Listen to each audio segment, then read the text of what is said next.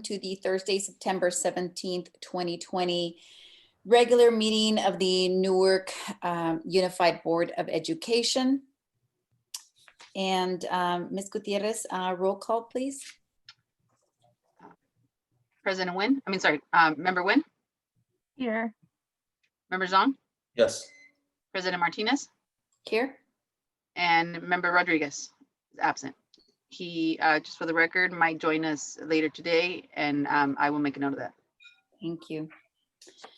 And before we move on to the approval of the agenda, I just wanted to just very briefly remind everyone viewing us that you all can submit requests to speak as public comment. The instructions are on our website. You can either choose to submit written comment, and those written comments are due one day before. And if you'd like to actually submit live comments, the deadline for those submissions are 1 p.m. the day of the meeting. So again, if you're interested, please visit our website and you'll see the detailed information on how to do that. Thank you.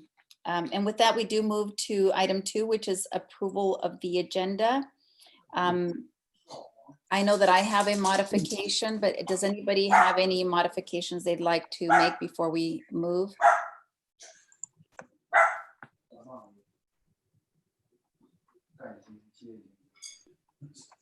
I would request that we swap the items 4 and 5, where we typically right after closed session, we once we reconvene, we do Pledge of Allegiance, and then we do the report on closed session items. So if we can make that change.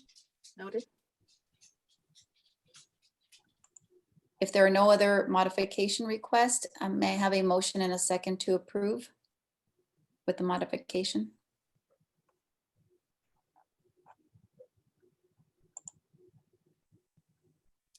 President Martinez, if you want to wait a little bit, I think we might have lost Member Nguyen. Yep, looks like that happened. Yep, I'll give it a minute.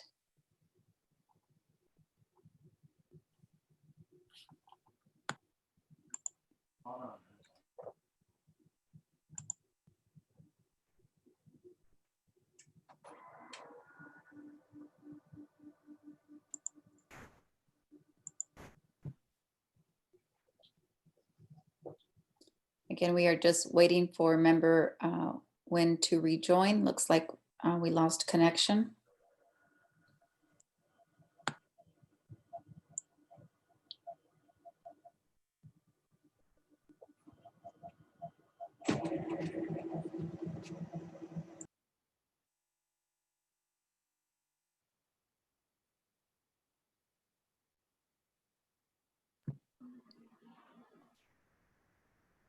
Can you hear us, Member Nguyen?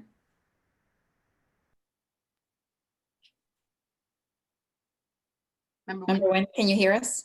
Yes, I'm sorry about that. My No. computer just crashed. Okay, no worries. We're ready to move on? Yes. Okay, good, perfect. Okay, sorry. And so we were on item 2, which is the approval of the agenda with the modification to swap items 4 and 5. May I have a motion and a second, please? I move to approve. Thank you. I second.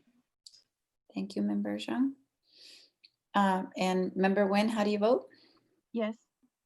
Member Zhang? Yes. My vote is yes as well. So the motion carries.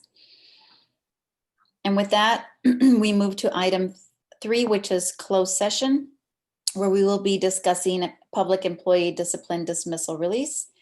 Item 3.2, which is conference with labor negotiator employee organizations NTA and CSCA. Conference with labor negotiators NUMA, unrepresented supervisors and contracted management. Item 3.4, conference with legal counsel regarding existing litigation, and conference with legal counsel regarding anticipated litigation. And I apologize, I didn't ask if there were any comments with regards to closed session. no comments? Thank you. And with that, we, sorry about that. And with that, we adjourn to closed session. Thank you.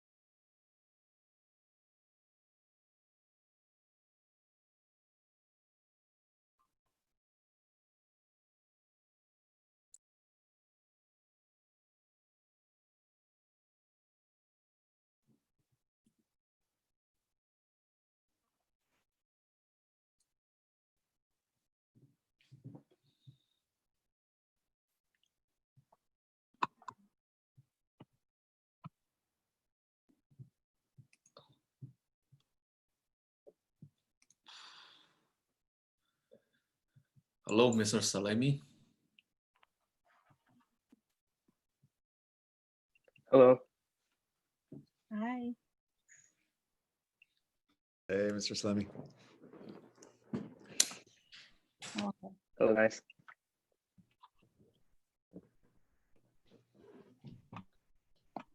Okay, are we live?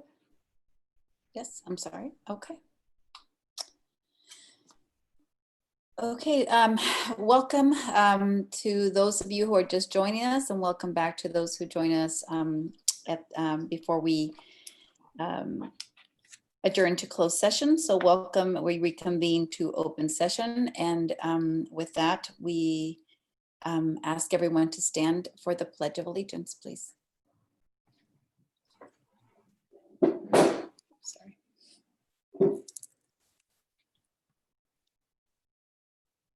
Ready? Begin. I pledge I Pledge allegiance to to the the to flag the flag of of the the United United States of America America and to the and republic to the for republic which for which it stands, stands One one one nation, nation, under under God, God, indivisible, indivisible, with with liberty liberty and justice and for all. justice for all. Thank you, everyone.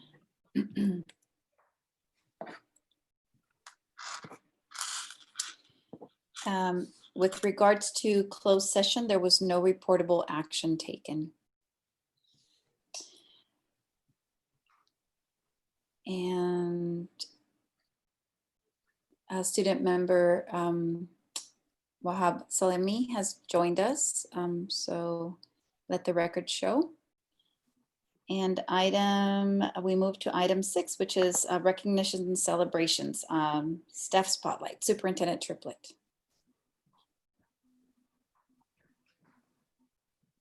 Okay, thank you very much, President Martinez. Good evening, school board, community, and staff. Thank you for joining us this evening. So we wanted to start this evening by doing some quick spotlights and appreciations and shout outs for some of our outstanding staff at our schools. So if you'll bear with me, I'm going to jump to slide deck. Let's see here.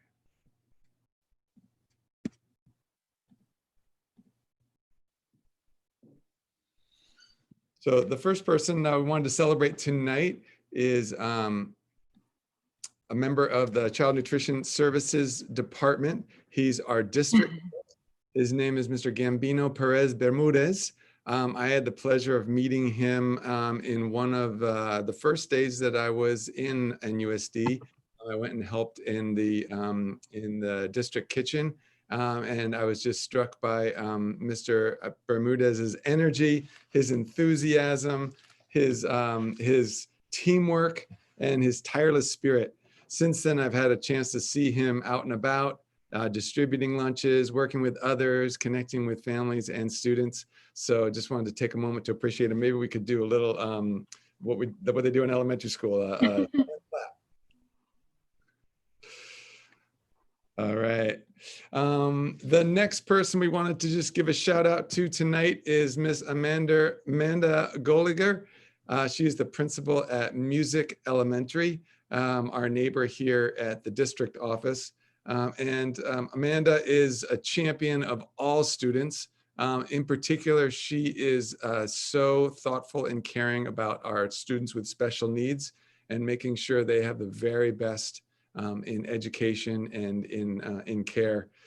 She's created an amazingly warm community at Music with high expectations, but also loving care for everyone. And she's also a leader of our NUMA group. So she's one of the NUMA leaders that supports all the NUMA folks throughout our district. So silent clap for Miss Goliger.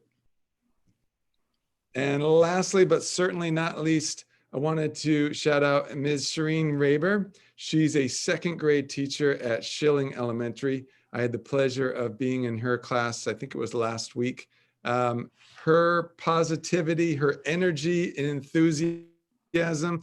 I would have thought that it wasn't possible to do that every day, but Dr. Wendy assured me that she is like that every single day, which is just phenomenal. I observed her teaching phonics to to the kids. She was really promoting a growth mindset, and just had amazing energy and enthusiasm. So I can't remember exactly how many years she's been there, but I know that she has been a part of the Schilling Elementary community for many, many years and is dearly beloved. So some silent claps for Ms. Raber.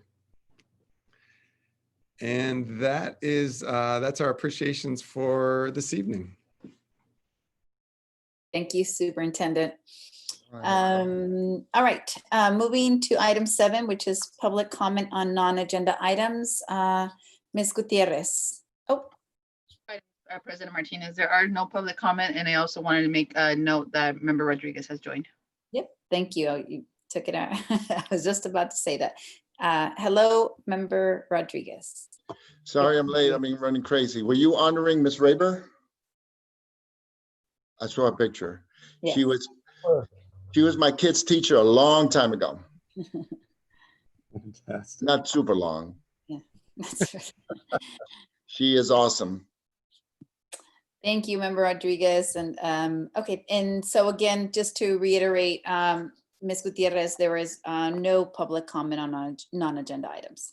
Got That it. is correct. Okay, so with that, we move to item 8, which is the superintendent report. Superintendent?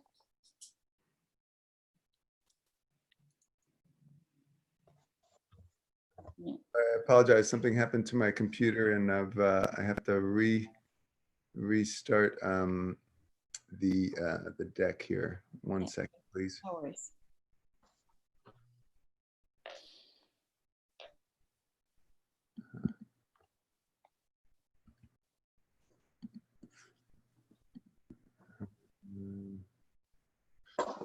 Oh,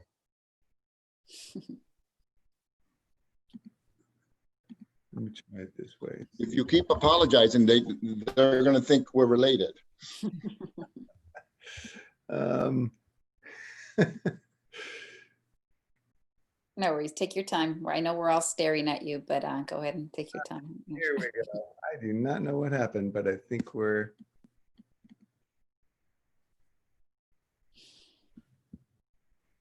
Fortunately, I can't see you staring at me because I'm madly searching for my deck.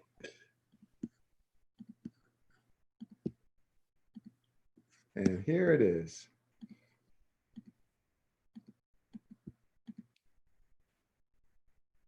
Great. Thanks for your patience.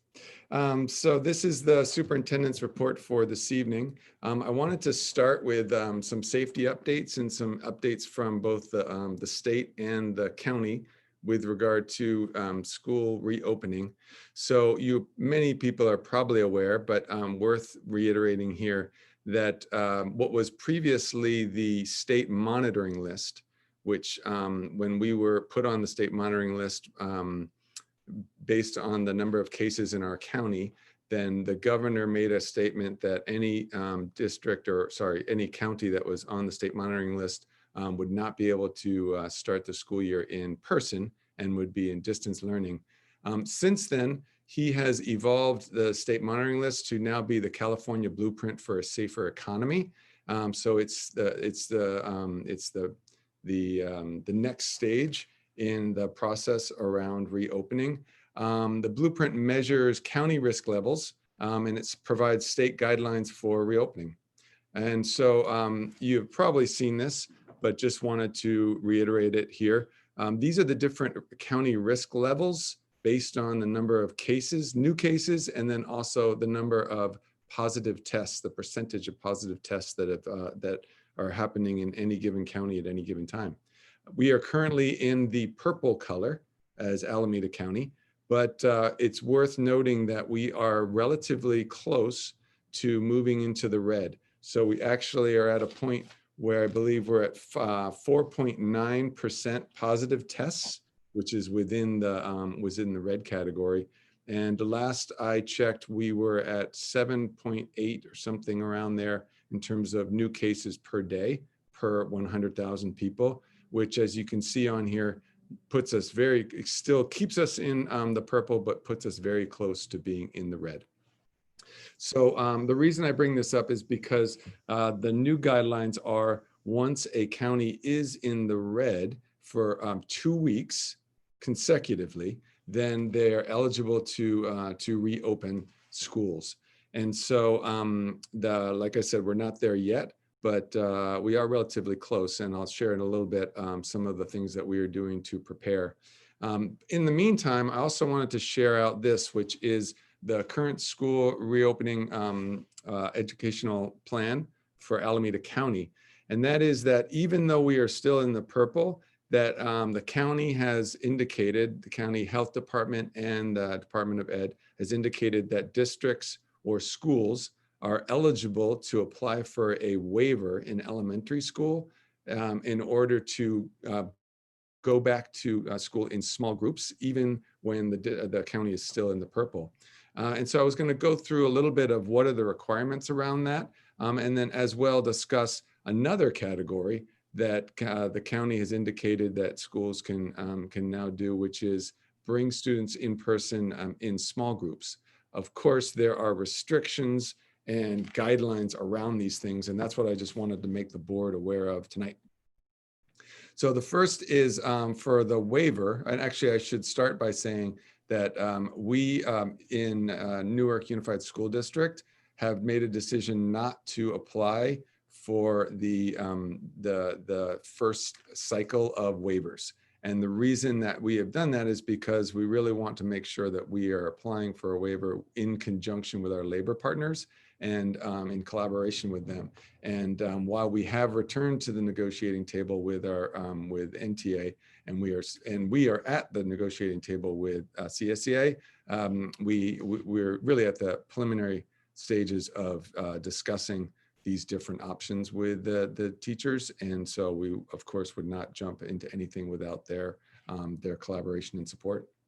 So what does it take to, in terms of the guidelines around elementary waivers and small groups? So number one, the first step, and there's 5 steps, I believe, is does the county need to be off the purple tier? And like I said, do not need to be off the purple tier in order to either apply for a waiver or return in person in very small specific groups.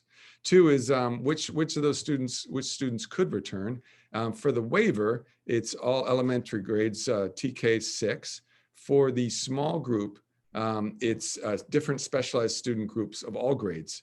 And so there's guidelines around that. In particular, the state and the county and districts really want to prioritize groups that are most in need of in-person learning. And that includes groups like special education students, English language learners, or students in other high needs groups. The other 3 and 4 criteria or questions are what services may be offered in a waiver and in small groups. And so in a waiver situation, in-person instruction is under very specified conditions that are detailed by the state that I won't get too into this evening. For small groups, it can be in-person child supervision and limited instruction, targeted support services, and facilitation of distance learning for specified subgroups of children and youth. And in addition, specialized services determined by the district can include, but are not limited to, occupational therapy, speech and language, other medical services, behavior services, educational support as a part of a targeted intervention strategy or assessment. And then number 4, what agencies must approve the plan before offering a program? So in the case of a waiver, Alameda Public Health Department needs to approve all waivers. But in the case of the small group scenario, no outside agencies need to approve this at this point. But like I said, we would obviously only act in collaboration with our labor partners. And then lastly, what is the maximum size of groups participating in the programming at this point? And this is important to note because early in the pandemic, the target number for small groups returning was 12. And since then, that has been increased slightly to 16 participants. And so we should anticipate not just if we were to begin bringing back small groups, but when we return to hybrid in a hybrid model, that we actually are now able, according to health guidelines, to have groups as large as 16 in a classroom. That it does include adults at this point. So if you have one adult and in the classroom, then you could have 15 students. So those are some of the current guidelines by the county, both county health department and the county office of education, and just wanted to make you all aware of them. As I said earlier, just to reiterate, in terms of an update, we do not intend to apply for a waiver in this first cycle. However, if as we go along with our in our conversations with labor, we would want to consider all parties' interest in applying for future waivers if the need arises. And then what we are doing right now with our labor partners is working on finalizing the hybrid model. So we're back to the negotiating table and discussing that. We're also partnering on any future waivers, like I said, or small group in-person learning. And then lastly, we are going to begin the conversation around the virtual academy model again, so that families who do not feel safe returning, even when the county has determined it is safe to do so, for whatever reason, maybe because of extenuating health circumstances in their own household, that we do have an option, that we will have an option for them to remain in distance learning in a strong academic environment. So that's the update around the county and state guidelines. I did want to give a brief update around enrollment. So last board meeting, I did mention that our enrollment we have seen a decrease in our enrollment since the first days of school. And we are leveling off, but we are below our projections right now. So I think it is important that the board and the community realize that. At this point, we are approximately 182 students below our projections. So that obviously in a regular year has implications and could have implications for us just moving forward. So we'll continue to monitor that. We continue to enroll students, but there are some students who have have dropped from our roles, have moved, or what have you. And so unfortunately, we have experienced a decline. Just like last time, I did want to continue to elevate this document, the Distance Learning Parent and Student Handbook. We have it translated in both English and Spanish, and it is on our website, as well as it's been sent out throughout our district. It's a really valuable resource for families to help support them in terms of how to navigate distance learning. Families have been doing an incredible job in really challenging circumstances, as have staff. And I just want to, again, applaud our staff, our teachers, our principals, everyone who has been working so diligently and with such patience in the distance learning world. It is definitely, there's lots of technology challenges. It's all very new. But at this point, I have observed, I believe I'm up to 40 different classrooms throughout the district. Every single school I've observed online learning in. And I can say I've been struck by just the incredible care of our teachers, and also the ingenuity that they've been using in terms of making things work well online. And then, of course, our students and their focus and diligence has just been really inspiring to see. So I'll be continuing to be in classrooms observing with principals, and it's one of the favorite parts of my week. I did want to give an update on our website, because I know that that's been a pain point, not just for me, but for community and for everyone. So we have contracted with an organization, a company, website design company, and we're beginning the process of matriculating all of our information over onto a new platform, which is currently being designed. I'm really excited about it. We really felt like it was important to have the very best.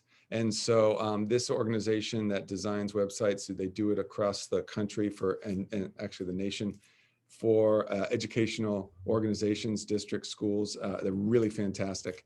And we anticipate to have our website up and running, our new website up and running by January.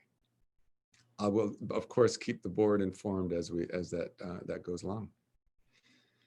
And then lastly, the last part of my report this evening is I wanted to, number one, highlight that this month is Suicide Prevention Month, a really important thing that is it's being done across the country. But I really wanted to applaud our students and staff who have done immense things around Suicide Prevention Month, really lifting up strategies for how to support each other. And the importance of the awareness of the situation. And there's one person in particular, one of our fantastic students, her name is Margot Rollins. She's a student at Newark Memorial High School, and she has done just amazing things in support of this awareness. And I happened to hear her reciting a poem that she wrote about suicide prevention and just about supporting others during hard times. So I asked if she would be willing to come and recite her poem for us tonight, and I'm delighted that I believe that she's here with us now. Ms. Gutierrez, is Ms. Rollins on already? She's waiting for us, but if you don't mind, if you could take down your presentation, just so we can make it easier to transfer her in, please. Absolutely.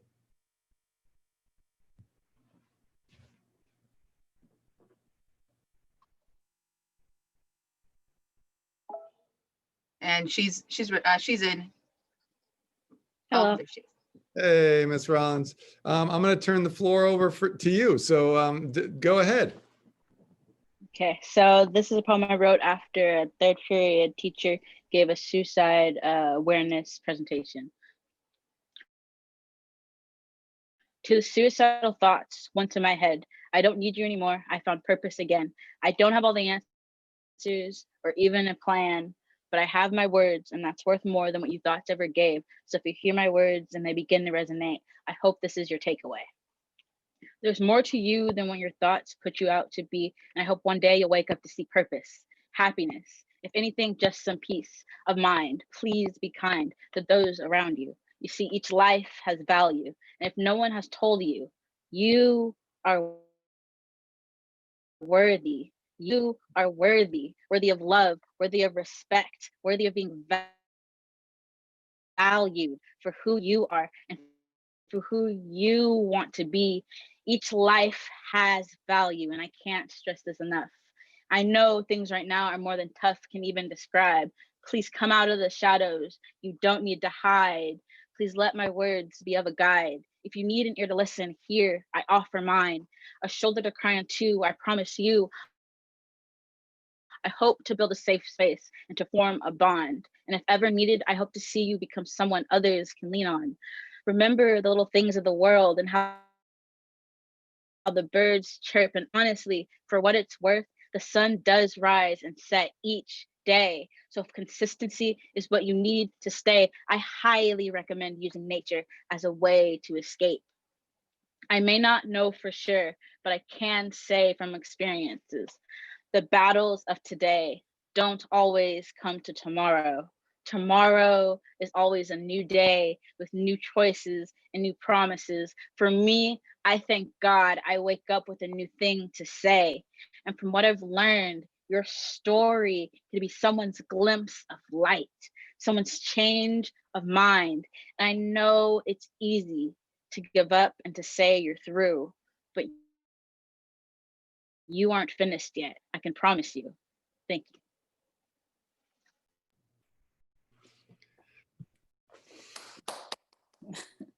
That's amazing. That was awesome. It's amazing.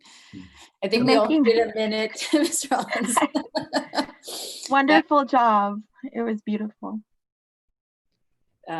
Yes, Superintendent, thank you so much for asking one of our wonderful students to share this. We just don't get enough of this. Ms. Rollins, I don't know what to say. It really is wonderful and so needed, right? And, I was just reflecting personally, there's always different levels, when one thinks about suicide prevention, one thinks this extreme situation that someone is living, but your words really resonated with me. We just can feel that way day to day. So thank you so much for sharing your words with us. Thank you. Thank you for having me. I really appreciate it. I think it's an important thing that we should definitely be talking about, especially now, because there's a lot of bad in the world, really, and like a lot of like hopelessness leads to hopeless thoughts. And I think it's important that we open up conversations like this, so that way people know that it's okay to talk about it. It's okay to feel like that way sometimes, and it's okay to get help. Yeah. Thank you. If I might share, we've lost a couple of students to suicide over the years, and one was a good friend of my daughter's and a freshman in high school, and it's just so traumatic. And not only is the family affected, the friends, teachers, everybody, and sometimes it just takes someone to hold some person's hand and let them know that there's other answers, and they don't have to do that. So thank you so much. I can't, if I haven't tried for 10 seconds to try to do what you did, I wouldn't do it very well. You did excellent. So I appreciate it. Thank you, Mr. Member Rodriguez. Member Nguyen or Member Zhang, if either of you would like to comment? Sure, I can go. Ms. Rollins, that was beautiful, well said. Your words really do resonate with all of us, and it is so important. But the fact that you yourself are putting yourself out there to lend a hand and open your heart for others, and to be there for them, it really touches my heart. I just hope that more students, more community members, humanity in general, have the same heart and the same tenacity and will that you do to be inclusive and to really, just be there for a friend or even a stranger. So I commend you. Wonderful job. Well done. Thank you. Thank you. Well done. Thank you, Miss Rollins, and really unusual time that I think this is more important than ever that we openly talk about mental health. We openly talk about suicide prevention, and hopefully you can spread the message even more to more of your fellow students. Sometimes this just small initiatives, small act of kindness can really dribble through the waves and touch many more people than you expected. Thank you. Thank you. Thank you, Member Zhang. All right, back to you, Superintendent Triplett. No, the mic has been dropped. That's it. I don't have anything else to report. But Margot, thanks so much. You are a hero. Your words are so eloquent and powerful, and I know we're going to see even more wonderful things from you in the future. So thank you for being with us. Thank you for having me again. Thank you very much. Thank you.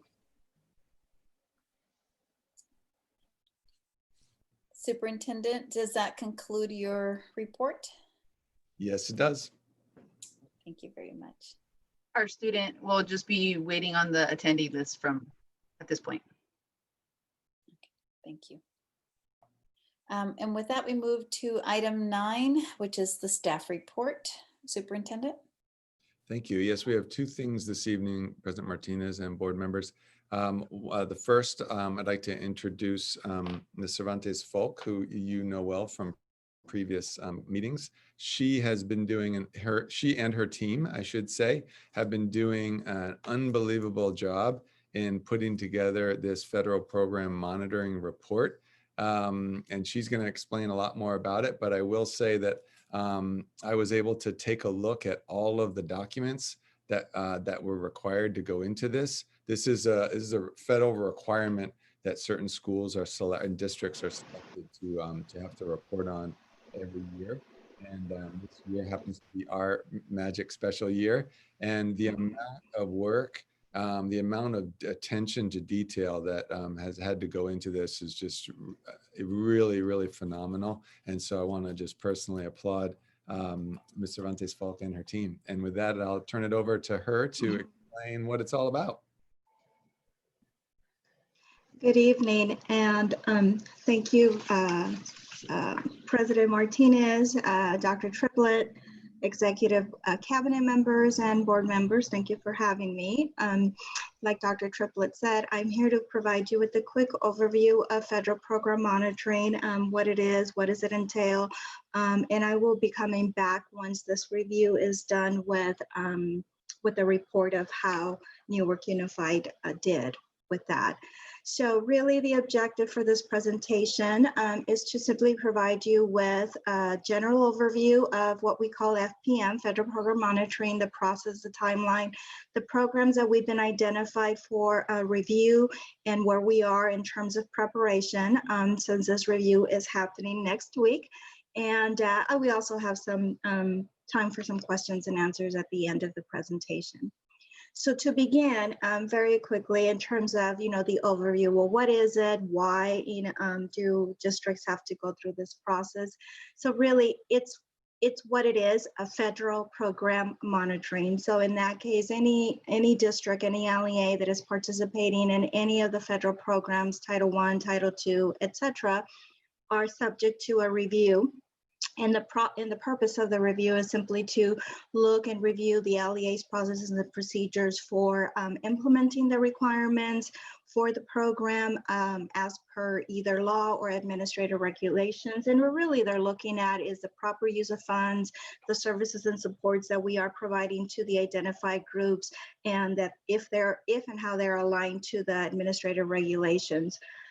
How it happens, this is kind of interesting and hopefully it's not as confusing, but like I said, any district in California, as long as they're participating in a federal program, are subject to a review. How they go about that, CDE really identifies counties to be reviewed. And so all of the counties in California are in cohorts, and there's 4 cohorts, A through D. And those cohorts rotate. And what we call it a rotating cycle, and it's every 2 years. So Alameda County happens to be in cohort C, and this is a year that cohort C is reviewed. So districts in Alameda County were identified. How those districts are identified, CDE does have a set of criteria that they look at. It has nothing to do with how well or not how well a district is performing. It has nothing to do with any red flags or anything of the sort. It's just a matter of looking at different things in terms of the number of programs, how much funding is being allocated, and in some cases, and I think that's our case, is how long it's been since we've been reviewed. And this is my first year. I'm starting my second year with Newark, but I understand that Newark Unified has been passed on for the last 2 to 3 cycles. So we were kind of expecting this coming this year. It's really, in an essence, it could be kind of like they say, a blessing in disguise, because sometimes by going through this review process, you identify some areas where we might be able to enhance our practices or make sure that we have everything in place that we might have missed at some point. There's normally 2 types of review, what they call an online and an on-site review, and that's where the 2 cycles come in. So this year, Alameda County was scheduled for an on-site review. Granted, because of COVID and because of the pandemic, on-site is not going to be able to happen, but they are calling it a telemonitoring review, and so I will explain that a little bit later. 2 years from now, it will be Alameda County's time again. And at that time, any district that has identified 2 years from now, then that will be an online review. 2 years after those 2 years, whoever's identified would be an on-site review. So it just kind of rotates. And just because a district is identified one cycle doesn't necessarily mean that they'll be identified the second cycle and so forth. We could be lucky to be identified, consecutive cycles, and we could also not be so lucky. And then the last thing I'm going to say about the review is once an LEA is identified, then the CDE also looks at what schools in that particular LEA should also be reviewed. And so for us, there were 3 schools: Snow Elementary, Newark Junior High, and Newark Memorial High School. So, and in terms of how it goes, or the timeline, the districts that are identified, well, the counties that are identified for review, and as well as the districts then are identified and are notified usually in the spring, and in our case, it was in May. So at that point, we received notification from the County Office of Education indicating that CDE has identified us as a school, excuse me, as a district and schools to be reviewed. From then we go into what we call phase 1 of the review. And phase 1 of the review is where we then receive the list of the programs that we're going to be reviewed for. And let me tell you, this year there's a total of 17. We got picked for 5. Thank goodness it's not 17. And then we have about 30 days before the actual first day of the review for us to collect all the evidence and submit to CDE for pre-review or pre-screening. And also because that way, which is the period that we're in right now, is they're providing us some technical support. So they're trying to review as much of our evidence and our processes that we have in place to try and clear them and approve them and say, yes, it's good.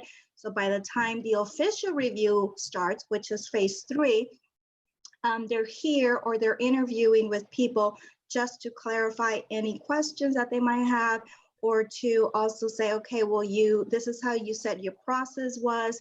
Then they interview people to verify that what we indicated or what we submitted is true of what we actually do.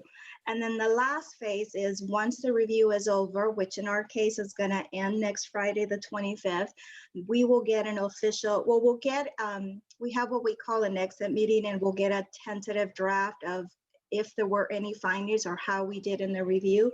And then once we receive the official results, we have a period of 45 days to rectify or to enhance any of the recommendations or put in place any of the recommendations that they suggested. So that's about the process and the timeline. Moving on, I'm going to explain or just quickly share with you the 5 different programs that we've been identified for. So we're going to be being reviewed for Title I, Title II, Title III, and then the last one is Support School and Improvement, also known as a Comprehensive Support and Improvement, which is also a part of Title I. So again, when you look at these, that's 4. Sorry, I missed one.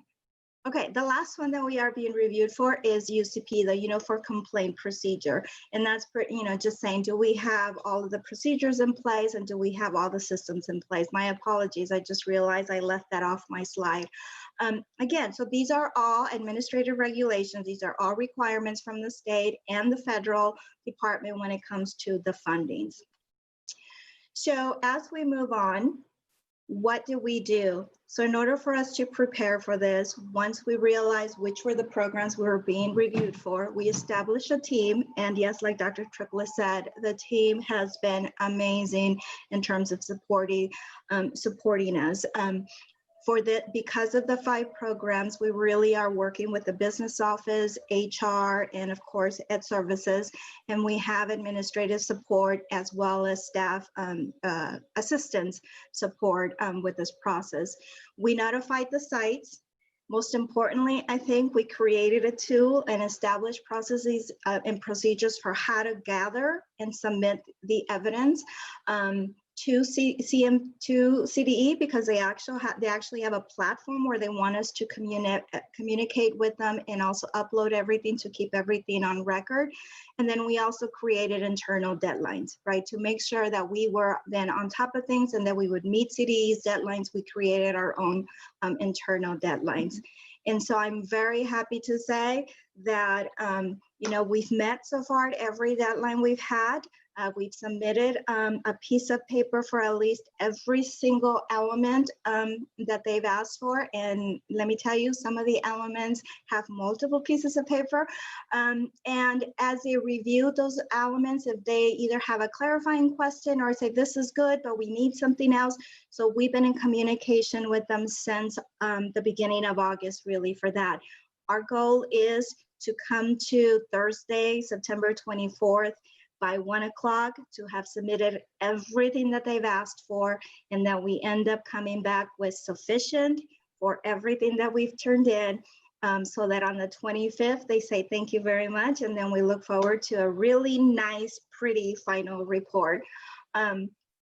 And with that, before I go into the actual questions and answers, again, I just want to thank Jessica Saavedra and Laura Johnson, Kim, Jody Croce, Maggie, Liz from the business department, and Innate Services, Miranda Dinsmore has been, just a super help and everything. And I've learned that Miranda has been here for many years, so she has a lot of history, and she's been very helpful in terms of when I can't seem to find something or figure something out, she'll say, what about this? And together with everybody, we've just been a really good team, and I'm excited, nervous and stressed about next week, but at the same time, very excited to see them come.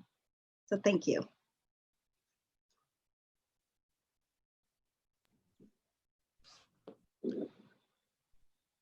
Thank you, Ms. Cervantes Falk.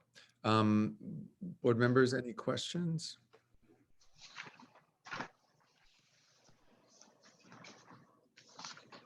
No, thank you. I don't have any.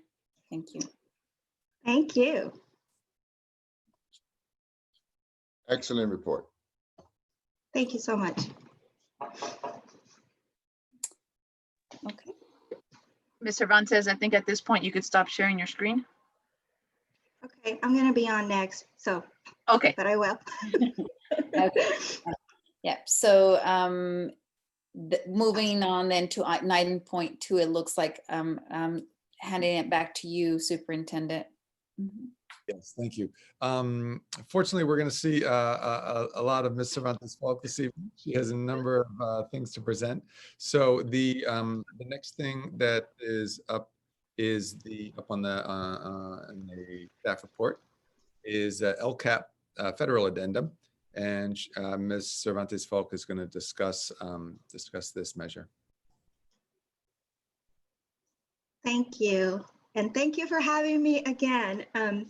This is actually timely as well. The federal addendum report is what goes hand in hand with federal program monitoring. The objectives of this presentation is to inform you and provide you with an update of our LCAP federal addendum for 2019-2020. And to do that is I want to be able to maybe just kind of come back and do a quick overview, the purpose and the requirements of a federal addendum, what was in our federal addendum for 1920 in terms of what were the planned services, the implementation, successes and challenges that we might have, that we had, and then as well, just a brief synopsis, a preview of what we are proposing as modifications for the 2021 plan. So to begin, what is the federal addendum? Last year, June of 2019, at the end of the year, we brought to you the LCAP for 2019-2020, and an addendum to it was added, which was called the LCAP Federal Addendum.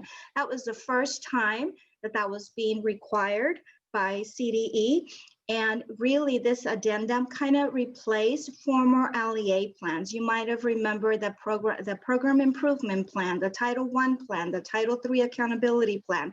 So this was an effort for CDE and the federal government to say, how can we merge federal plans and state plans into one? So in 1920, we had our LCAP, which really talked about how we were going to be using our LCFF funds and our supplemental concentration grants. The federal addendum, which is what we adopted last year, is the plan on how we were going to then use our federal funds to comply with and implement the requirements of ESSA. So for us, like I said, well, excuse me, in addition to that is one of the things that we learned is that this is, there is no annual requirement that they be submitted to CDE. They required us to submit it once, which was in 1920 for approval.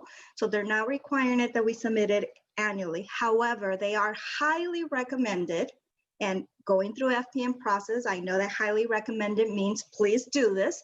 Highly recommend that LEAs really review and evaluate the plan annually. And because we are talking about federal funds, then it only makes sense to be strategic about this and to really look at it every year and strategically plan for the following year when it comes to these federal funds. So to that said, what was in our 2019-2020 LCAP federal addendum? So again, ours was approved in June of 2019. It was reviewed by ACO because it was the first time that it was being implemented. It was reviewed by ACOE and CDE during the summer. And then they provided all of the districts with recommendations and possible some modifications. And I have to tell you that just about every district had several recommendations. And I know because as being one that came to the district and trying to modify and adjust it, I was calling a bunch of people and saying, okay, how did you do this? And so we were all in the same boat learning together. But it was finally approved in October and we moved on with implementing the plan. The plan looked like this. And again, this was added to our LCAP. It was a separate document, but it was supposed to become and approved by the local board together. And what you see on the right of the plan, you'll see the different programs that we were able to apply for. And if we were participating in the programs, then those are the programs that you would see in the plan, actions and services for those programs. Of this list, we participated in all but Title I Part D. So when you review, if and when you review the plan, because it was 2019 and 2020, you'll see that we have a plan for all of the aspects of Title I, of Title II, of Title III, and Title IV, which again, of all these, this year, we're being reviewed for Title I, Title II, and Title III. So just timely, that's how I like to say it. Instead of going through and going through every single section of the plan, what we went ahead and put together was just a chart that outlines the different strategies and services that we had identified for the different programs. And so I'm going to click on that, and you'll see a spreadsheet in this item. And in each of the spreadsheets at the top, you'll see we have Title I, Title II, Title III, Title IV. So instead of again outlining all of the activities, I simply put together a chart indicating if this is Title I, this on the left were all of the different, were all of the different categories that we were supposed to address when it comes to Title I. In the middle, you're going to see the column that indicates what were the strategies or services that we had identified as implementing or doing or continuing to support that program section. And of course, that we were funding with federal funds. The next two columns you'll see, the first one is we're simply indicating yes, no, did we implement or did we not implement? And then the last column is that we were looking at, do we want to continue to implement? Do we not want to continue, or are we considering it? And you'll see a similar chart for each of the programs. And the other piece too is at the bottom of each chart, you're going to see whether we had any new items that we implemented or any new services that we implemented that they might have not been on the list, but either we came across something and we thought this is a great idea, or also some ideas that we might have for the following year. Now, one of the things that we might be thinking about here is, now let me see if I can go back to my presentation. Yes, oh, no, see, sorry. So one of the things that we might be thinking about, why are we showing this piece here? Let's see if it works, yay, oh, good. Or why is it just a yes or a no instead of a effectiveness rating?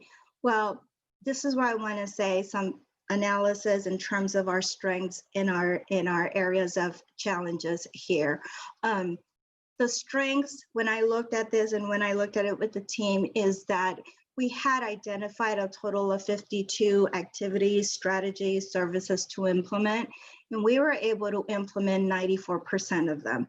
And of the 94%, 10% of those were implemented with some sort of modification.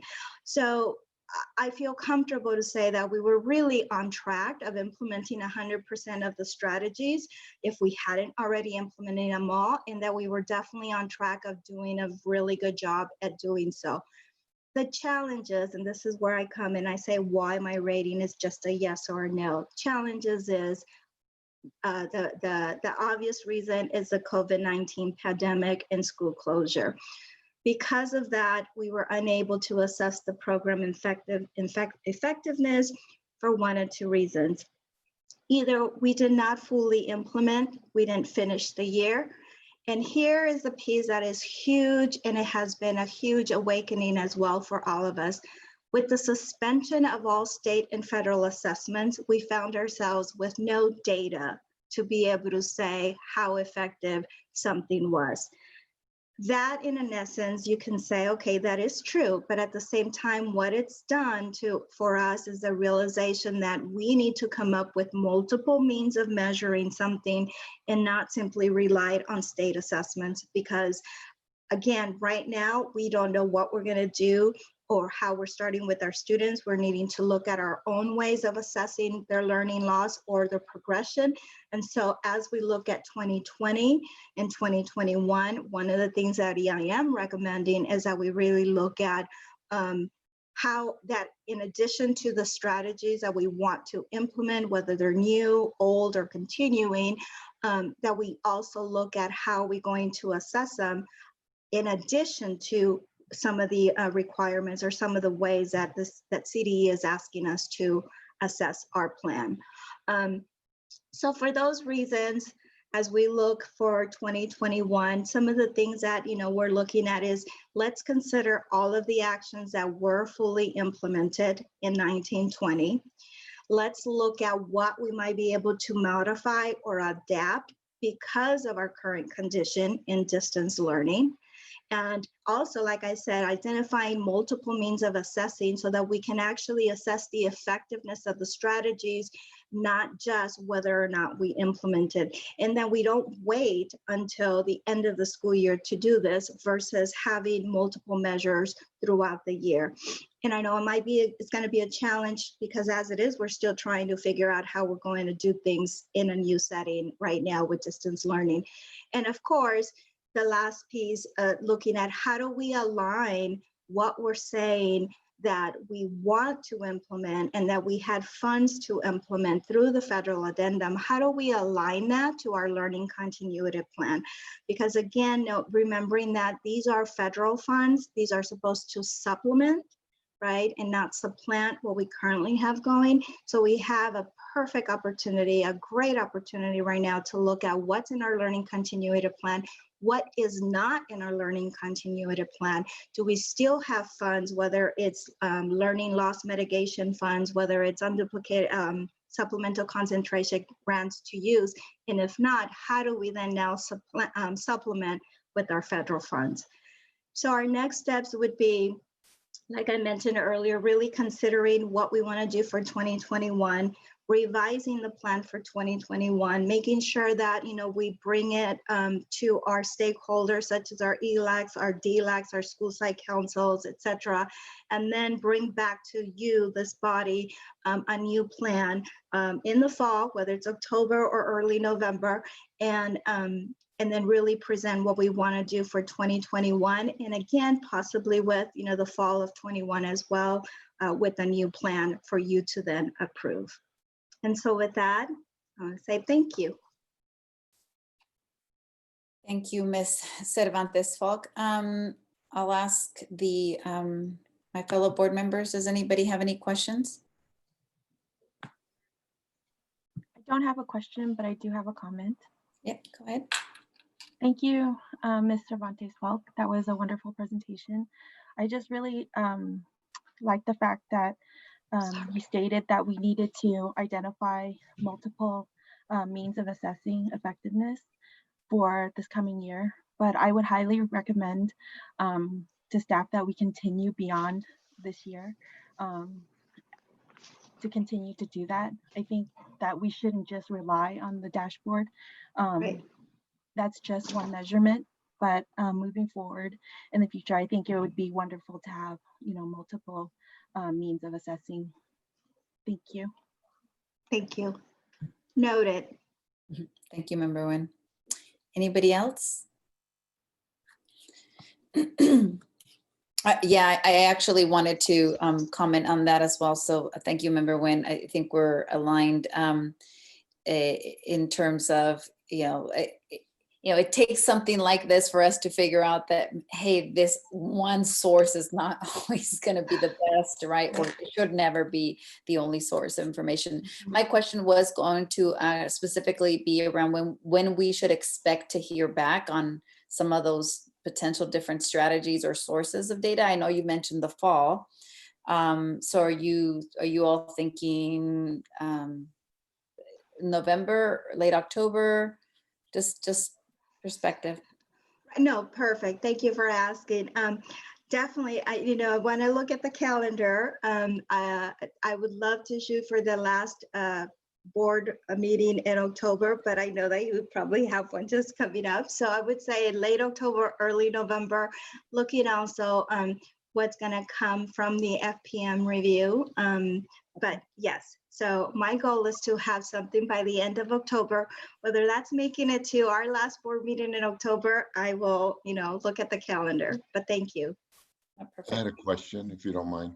Oh, Not sorry, at all. Rodriguez, go ahead. No, thank you, Ms. Cervantes Funk. You got a big name, so it takes a while to kind of get it out there. But anyway, excellent presentation. Thank you. It just seems like when we're applying for, federal, funds that you got to jump through hoops, over the years. So are there any helps in place where, if you're not meeting something where there's assistance available to kind of help you get to where you need to get? Yes, and that's where our county office is really kind of like the mediator, I would say, between CDE and us. And so a lot of the times as I'm looking at something, right, it's so I always look to them as well as colleagues that are in my field. I think one of the strengths is that I have been in this position before. So this is like my 8th year in this type of position. I mean, it's my first year with Newark, but I've been a special projects coordinator and director in other districts. So I always think of the spirit of the law, right? What's the intent? And also looking at, yes, I know that this is a lot of hoops, but I always have to remember there's a purpose for that hoop and there's a purpose for, that what some other maybe people say red tape. But like I said, it's always for me being able to go to the county office of ed. What's her name? Juwen, I can't think of her last name, but she is a very, very resourceful person that helps. And as much work as it is to be the manager of all these different plans, I actually see how they align and I see how they support each other, right? So it's a piece where as I'm looking at an application and we're saying, oh, well, we could do this. And I'm usually the one that says, okay, just remember, we'll probably need to do A, B, and C, and so forth. So, but thank you for asking, because yes, that is huge. And so the county office, and also let me say that I have worked at a county office before. I was a coordinator for school support at a county office for 10 years. So I'm very familiar with what the role and responsibilities of a county office coordinator is, and that is to support our districts in our county. So I always go and say, I need this help. Thank you. Thank Thank you much. I Thank you, appreciate Mr. it. Cervantes Falk. Any other questions? Okay. Thank you. Thank you very much. It was very, very informative, and we look forward to the follow-up on this item. Thank you. Thank you. Good night. Okay, and with that, we move to item 10, which is employee organizations. And Ms. Gutierrez, let's see, we're going to go in order here. I just wrote myself some notes. NTA, Mr. Abruzzi, will he be joining? Yes, all three organizations are here. So Mr. Abruzzi, Okay, thank you. he's being currently, oh, he's coming in right there. Thank you.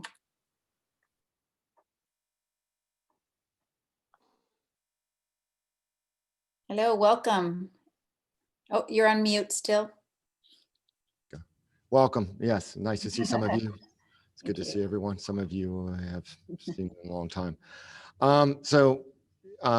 NTA always says that all Newark students deserve the best. So at Bridgepoint, we had a couple questions. One was, did the Bridgepoint teachers give consent to teach these class sections of a PE and a science without the appropriate credentials? Also, has the district followed California Ed Code 44528.3? Also, we like to want to know a couple things about a lead teachers. Last year in USD has had 5 lead teacher positions, 1 at the preschool, 2 at the elementary, 1 at the junior high, and 1 at the high school.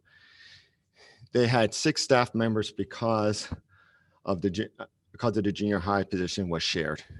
This year we have 3 of those positions have not been, this year 3 of those positions have not been filled. HR states that the MOU prevents giving any teacher extra duties / extra work. 2.15 says that no extra work will be assigned unless the duties, assignments, or positions can be reasonably performed in virtual settings. Lead teacher positions can be reasonably done in a virtual settings. In fact, many of my fellow teachers experiences with lead teachers in the past have been done versus phone, emails, and Google Meets. Well, it may be so that the lead teacher position can be done virtually. There are no extra duties. They are positions that teachers need to apply for and salaries and a salary is earned. My understanding about the position is that if they are open, they should be filled unless the board has approved them to be frozen or because they have been eliminated. And I could be wrong on this. My knowledge, the board has not done so. If it had, why would HR say that the reason they are not filling the position is because of the MOU? These lead teaching positions are important for several reasons. Most importantly, these teachers are relied upon to support new teachers. Turnover in special ed in this district has been very significant. Adequate support and training could be a reason why these teachers leave. Lead teacher positions could help with the support. Another thing with lead teachers are great for is communications. Right now in these unprecedented times, communication is key to collaborate. It's important that ed personnel have leaderships that they can go to for questions. Currently, all that is falling on the program specialist.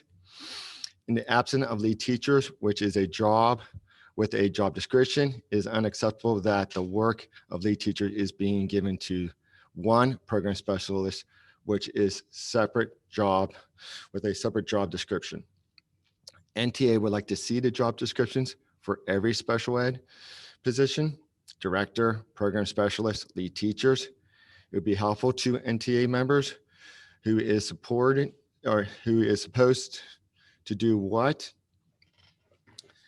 So it would help out our members if they know who they need to go to for certain questions. There are so many issues in sped ed.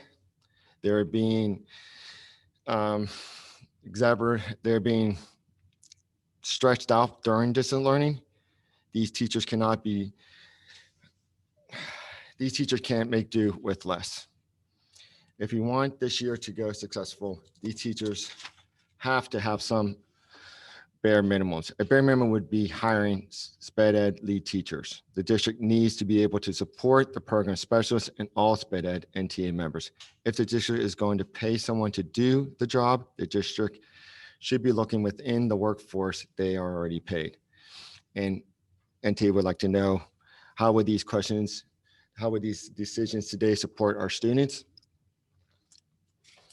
A very big issue also that is happening right now with our teachers that is going to guess that you know nothing about. So I'm going to look forward to discussing all these issues with you in the future.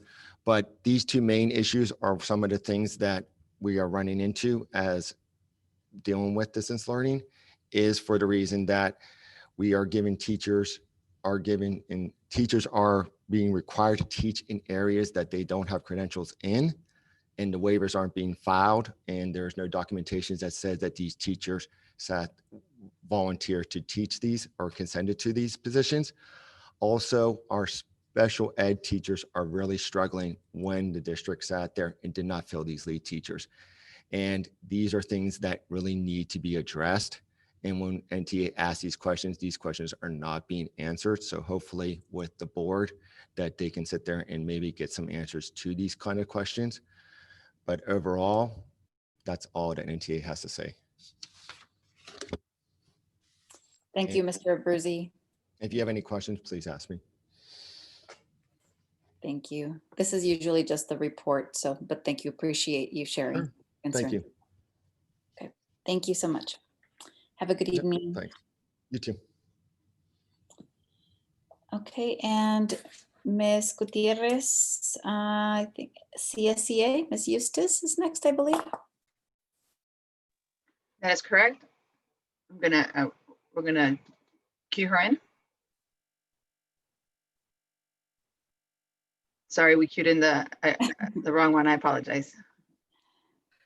Okay, there we go.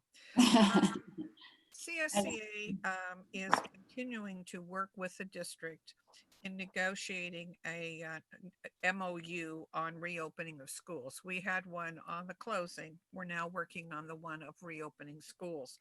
We continue to work basically on a weekly basis, striving to take and resolve all the issues that the classified employees have. In fact, today we met in our EERC, which is Employee-Employer Relations Committee. We meet weekly. We've been dealing with any issues that have come up during the EERC, if they're not related to negotiations, and we've been fairly successful. Each meeting is about an hour long. In September, we're going to be doing our 10th CSCA benefit fair. In October is when everybody needs, if they're going to be making any changes in their healthcare plan, that's when they make them. And so we're going to be having a fair, and it's going to be virtual, but it's going to be, people will be able to listen to what the different plans have to offer and be able to make a choice that best fits their needs. We also, along with this benefit fair, are going to be having some presentations for us to have some professional growth.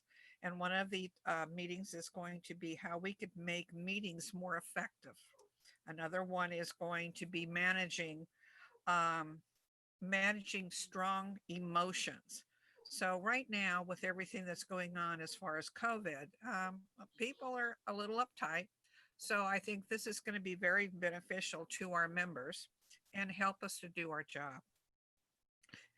On September 21st, we're going to be having a chapter meeting. So we'll be able to talk to everybody at that time and get their input. And on the September 23rd, we're hoping to do a candidates night. We're working towards it. We think if we have it arranged, we'll be calling the candidates and hopefully they can come. We also in September have an executive board meeting, which will be a week after our chapter meeting. And we will be doing our plans for October. But so far, considering everything that's going on with COVID and everything, we seem to be still being able to meet the needs of our members and communicating with the district and trying to resolve the issues that we do have. So I would like to thank Jessica and Debbie for being there for the EERC, and because it does help. Meeting on a weekly basis does help us resolve a lot of the issues that we run into. And these are difficult times. These are just definitely very difficult. But that's all I have to report. So thank you very much. Thank you, Ms. Eustace. Good to see you. Thank you. Okay, and Ms. Gutierrez, Ms. Ingham Waters for. Yes, she is here. Okay, thank you. She's being queued in right now.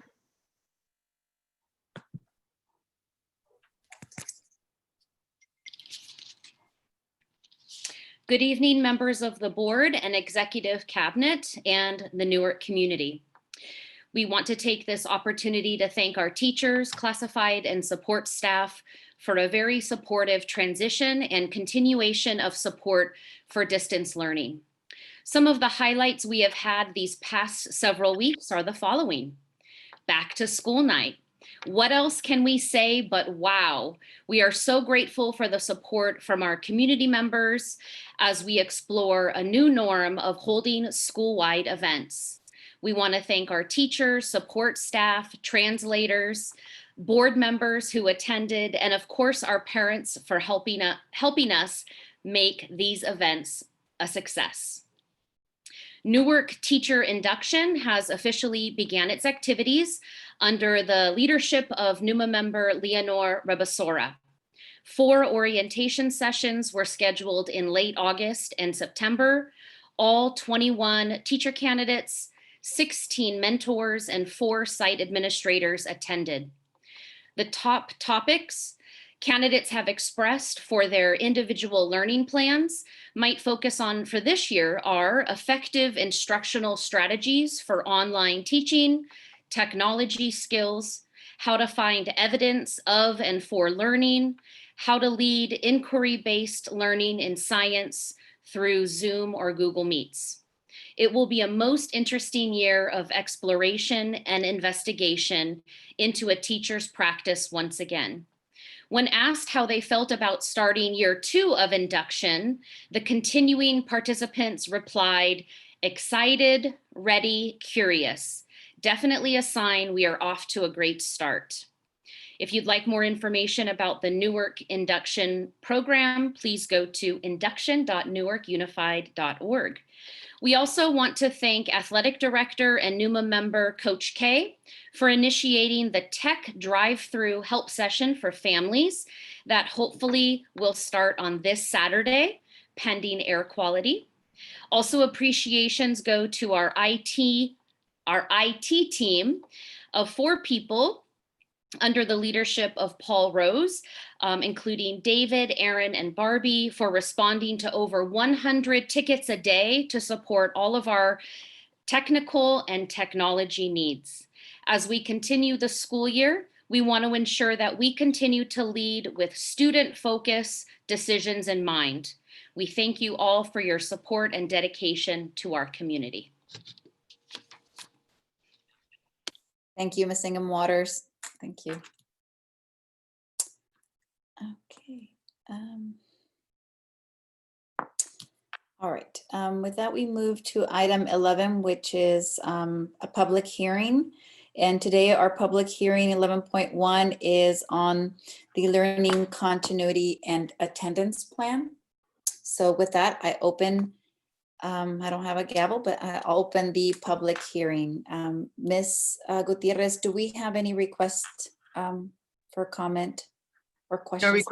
No request for comment. Okay. Well, with that, we close this public hearing and move to item 12, which is old business, and 12.1.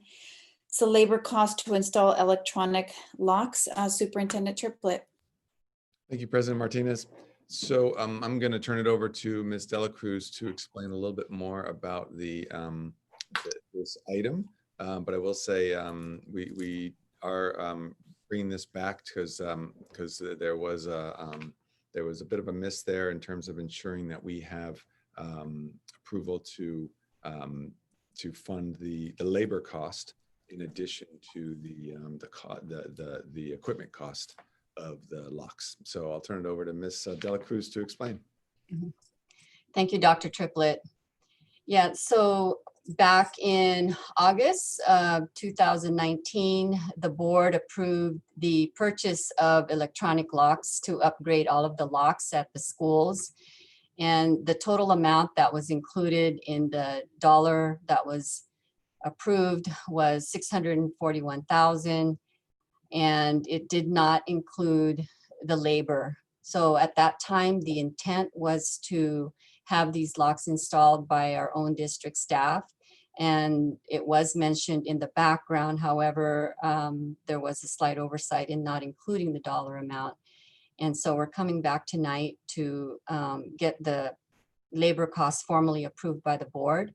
It's estimated at $85,000, which is $34,000 less than what we were getting quoted by an outside contractor.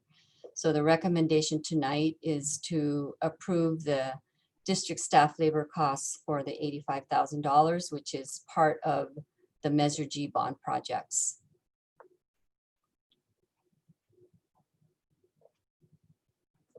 Sorry, so this is an action item here. So Got a motion.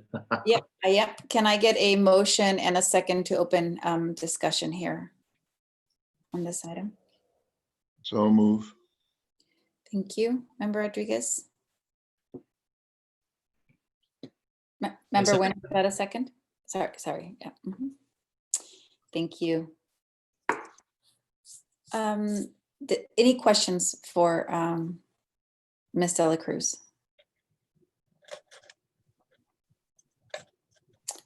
I mean, I guess just one comment. I mean, this is actually just using the Measure G fund to reimburse the half-year salary of two of our CSEA members, right? I don't know that it's not a reimbursement. They're being paid outside of their regular work to install the locks out of Measure G. Okay. If no other questions, I have a question, and it's regarding the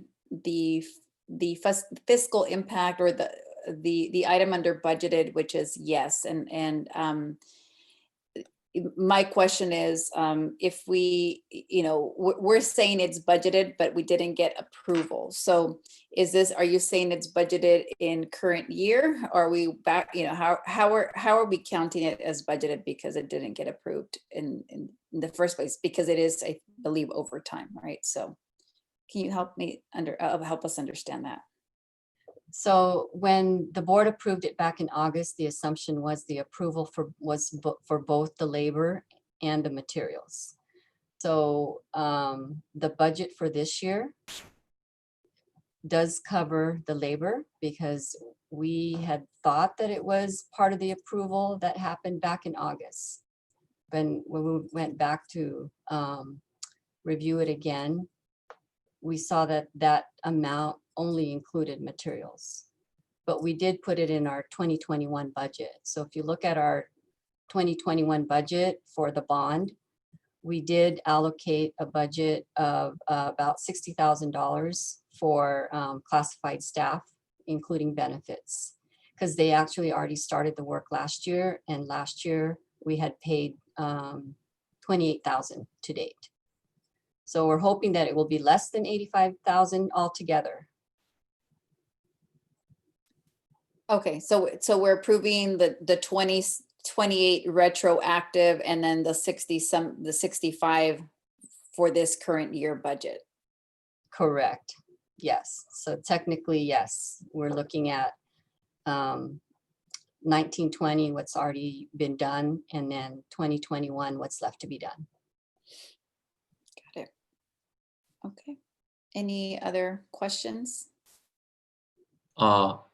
Just one thing, because Mrs. De La Cruz mentioned this is overtime pay. So are these our regular workers Because look at they're in charge of locks, right? There's one that's a regular employee and another who was a previous employee who works as a sub. So are these regular people in charge of the lock? Yes, they normally do the locks. Yes. So what is the reason that they do this overtime instead of in their regular time? The bond doesn't allow us to pay our staff to do bond work as part of their regular work. Okay, I see. Okay, thanks for clarifying that. That's a good question, Member Zhang. Okay, any other comments? If not, Ms. Gutierrez, can you please repeat the motion?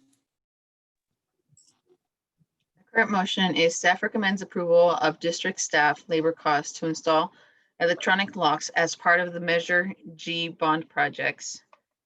And the motion was made by Member Rodriguez and second by Member Nguyen. Thank you. And Student Member Salemi, how do you vote? Yes. Thank you. Member Nguyen? Yes. Member Rodriguez? Yes. Member Zhang? Yes. And my vote is yes as well. So the motion carries unanimously. Thank you. Thank you, Ms. Dela Cruz. Thank you, President Martinez. Okay, and with that, we move to new business, which is first item 13.1, Black Lives Matter in Our Classroom, Resolution 2020-21.009. And let's see, I'm trying to get my rhythm here again in terms of motion in a second. So I will ask for a motion in a second to open the discussion on this item. I move to approve item 13.1. I second that motion. Thank you, Member Salemi. And with that, I will hand it over to Dr. Triplett for a review of the item. And Thank you, President Martinez. So I believe we're going to take one moment, if you all could bear with me, because we have some guest speakers that will be speaking on this item. Is that correct, Ms. Gutierrez? Yes, as you speak, they are going to be moved onto the panelists right now. And then when you are ready, Dr. Triplett, you will cue each individual to speak. Great, thank you. All right, it's wonderful to see folks coming on. So thank you for entertaining this this resolution. I wanted to, oh, sorry, and I think we need to have the mics are on.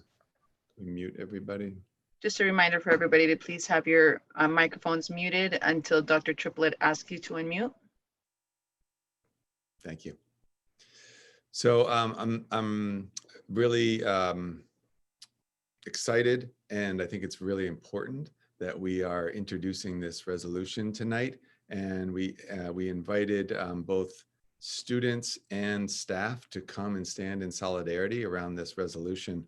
The recent murders of African Americans across our country has continued to highlight the systemic racism and oppression of people of color that has existed for centuries, and in fact existed even before we were a nation. Each of us plays a role in that. And just standing by and trying to cause no harm is insufficient, because as members of this society, we're all complicit in this injustice if we do nothing. So what has kept me hopeful during these difficult times is the youth that have stood up and led the way around this injustice, and took a stand, and they're taking stands against the racism. That's the real change in our society that needs to happen. And the youth of Newark are a shining example of this effort. Since the start of school, a group of student leaders have been drafting this resolution in conjunction with staff and myself. And we're presenting it because all of us as a community need to commit to standing up against racism. And I will say becoming an anti-racist is not something that happens in one single act. It's a lifetime of work. And I personally want to declare my commitment to that lifetime work of becoming an anti-racist. And I will say that it is uncomfortable work. It's emotional and it's even scary. And I think we as a community need to commit to all of us looking at our own biases, looking at our role in this racist system that we exist in, and really working to change that. Tonight, I think, is a really important step.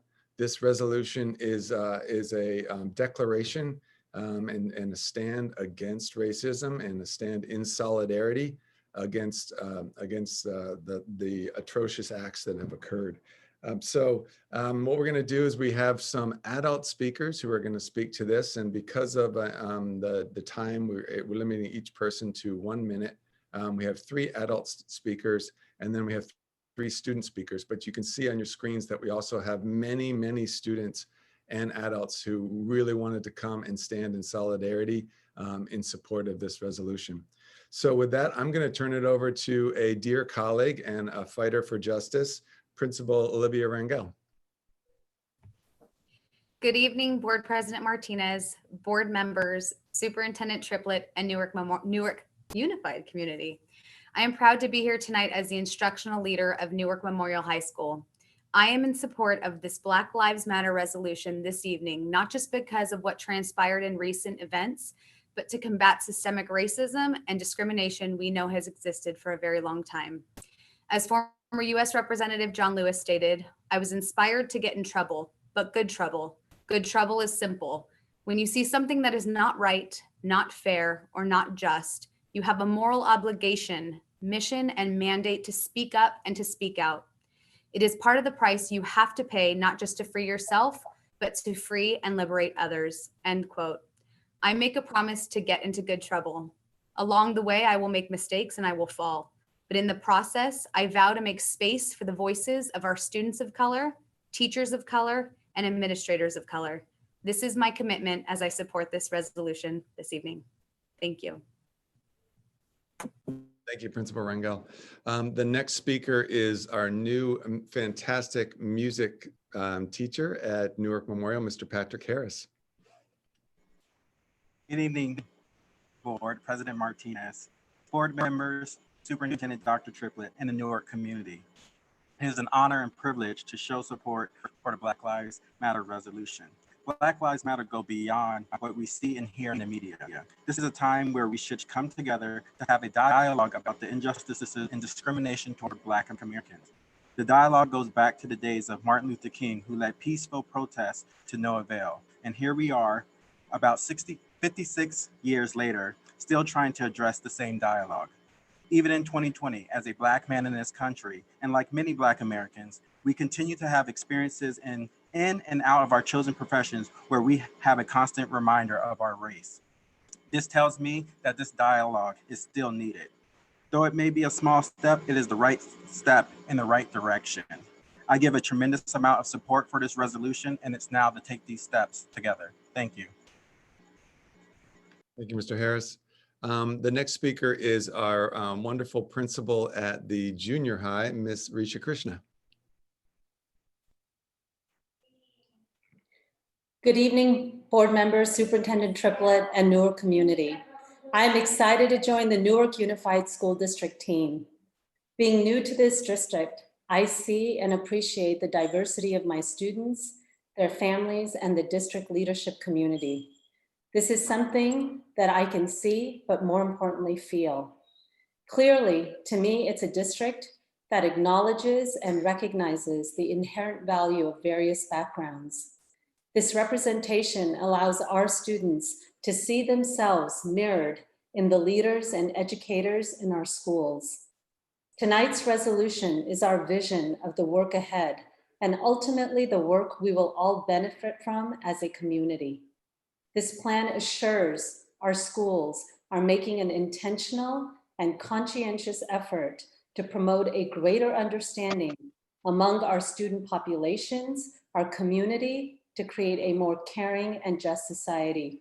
And what a fortuitous day to do it on Constitution Day, to acknowledge that equity is truly needs to be recognized. Thank you. Thank you, Principal Krishna. We now have three fantastic student speakers. The first I'll introduce is Ms. Nathalia Johnson Martinez. Hi.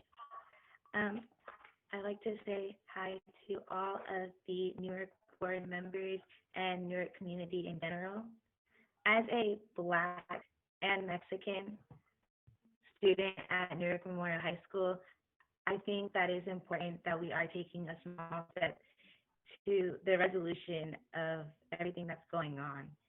I feel like it has really just shaken everyone up and has honestly made it a lot harder for Black students in general and colored students to be going to school, because everyone nowadays thinks that they're just speaking their mind more clearly now, and you can just really see who people are.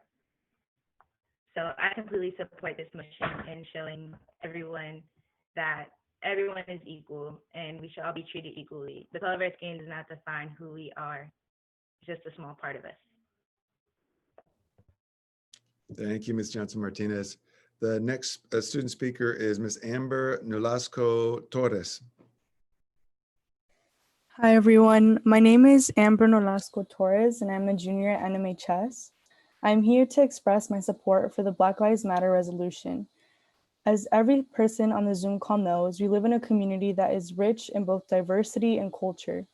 This is something that I have always taken pride in while living here.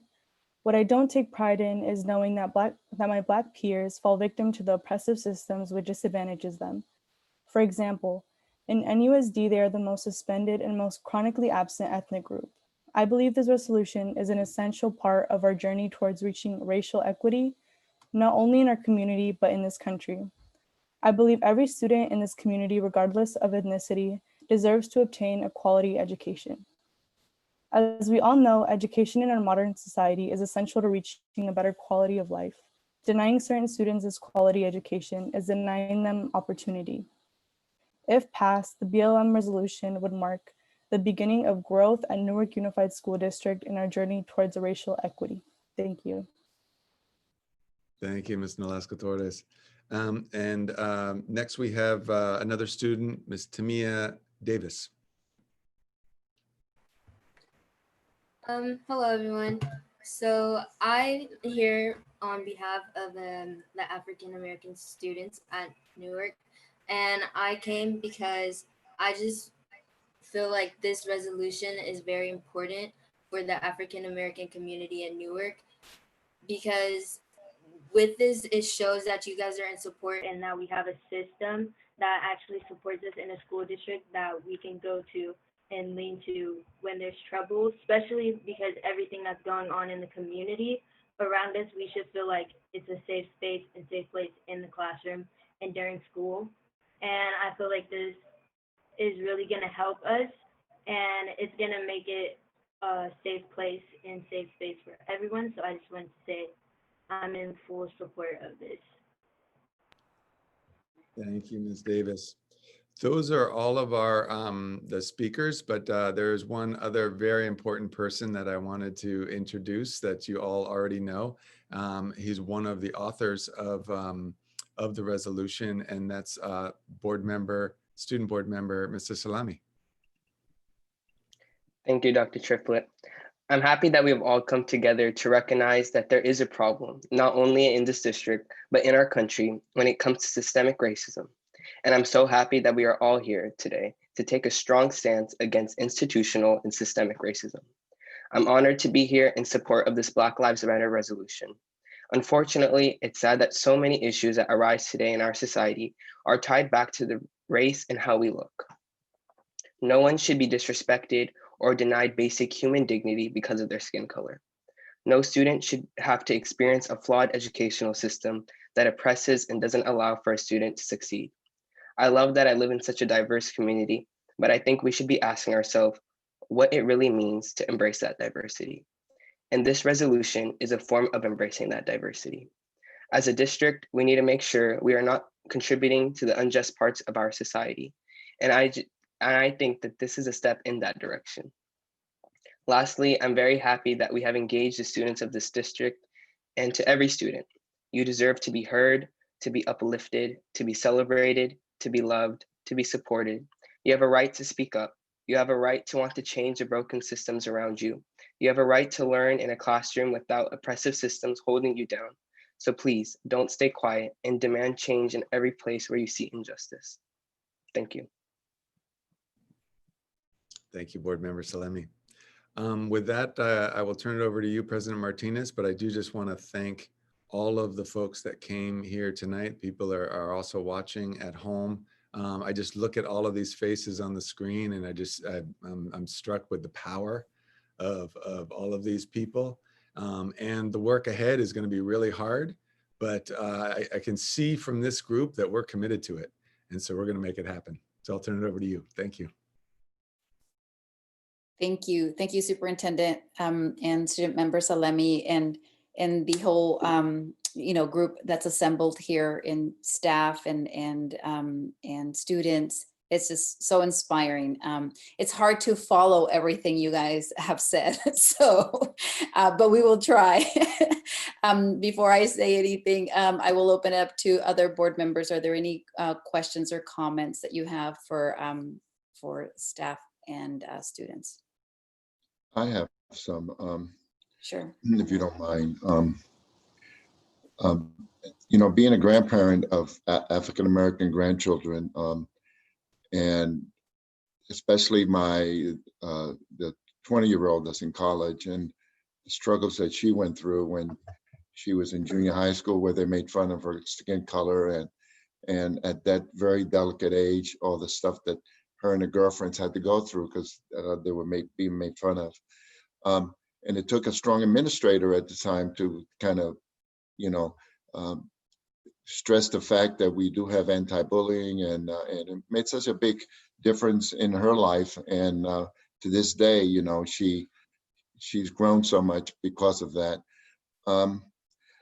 I'd like to see this resolution in partnership with the city, also with the community college. I think it's something that should go beyond Newark Unified School District. And we've done that in the past where the city and the schools have come up with same resolutions, especially when it becomes against hate. So that's and I want to applaud the students for doing this. It's kind of difficult to put yourself out there, and a new music teacher over at the high school is so glad to see you. I haven't had a chance to meet you, and I heard you're awesome, and it really, hits my heart to see all this going on, and I appreciate this very much. Thank you. Thank you, Member Rodriguez. Member Nguyen, were you? Sure, I can go next. Although it is very hard, like you said, President Martinez, to follow each and every one of you all. I am extremely proud of our students who are so empowered to use their voices and really put it out there in support of inclusion, in support of their peers, and very proud of our community and our teachers and our administrative leaders for supporting the students in this effort in this resolution for Black Lives Matters. It is extremely important for all of us it is very important for all of us to not just accept that we live in a diverse community, like student board member Salemi had said, but really actually embrace it and really hold true to what that diversity means and the power of it, and really make sure that we all lift each other up. So I am so proud of all of you. Thank you. Thank you, Member Nguyen.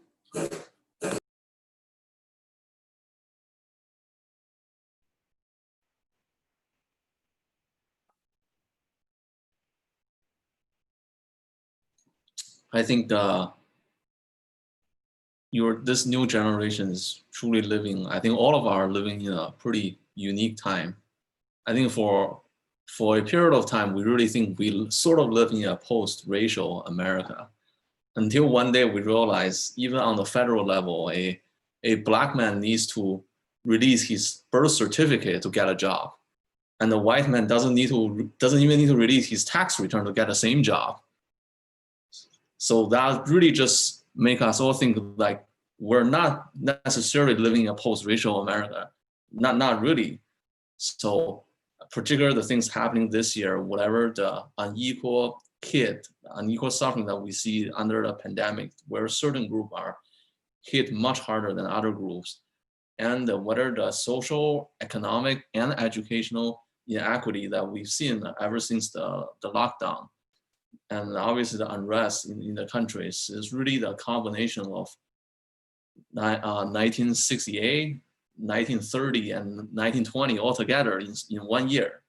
So hopefully, I'm happy to see the younger generation are much more sensitive to other groups' welfare and suffering, and hopefully you can live up to the moment, just like your previous generation live up to the moment in 1920, 1932, and 1968. Thank you, Member Zhang. Sorry, my dog was having an issue there, so I had to go on mute. Again, just thank you so much. You know, I was thinking about your words, Student Member Salemi. You know, I've lived in Newark. I didn't go to school here in Newark, but I've lived in Newark for over 25 years. And one of the things that I always tell everybody about is just, you know, that we're a mix of everybody, right? And it's so cool, and it's got so much diversity. But you know, even when we started this conversation a couple months ago, we started to talk about how this is a difficult conversation to have, because we all get comfortable in our lanes, right? Even though we're multicultural, multicolors, whatever, however you want to label us here in Newark, you know, and maybe those of us who are older, you know, kind of, and maybe that's who I'm speaking to and for, is that we tend to stay in our lanes. And, you know, frankly, it's my kids who are, you know, are younger and are really challenging some of my statements that I would never think are inappropriate, offensive, insensitive. So, you know, to see all of your faces, of course, I love to see staff, but just, you know, your young faces and that courage and that, you know, you don't have to speak loudly, but you speak with such conviction and such force. It's just so inspiring.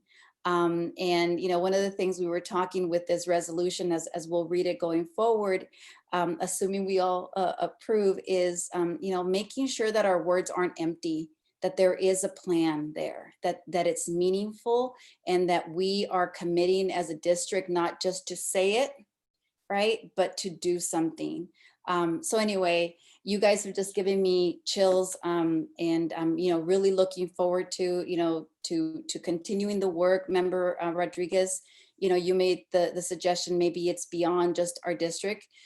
So, you know, we'll definitely look for opportunities there, but for now, let's make sure we deliver to all of you and our kids, you know, that are coming up. So thank you so much for everything that you've brought to us.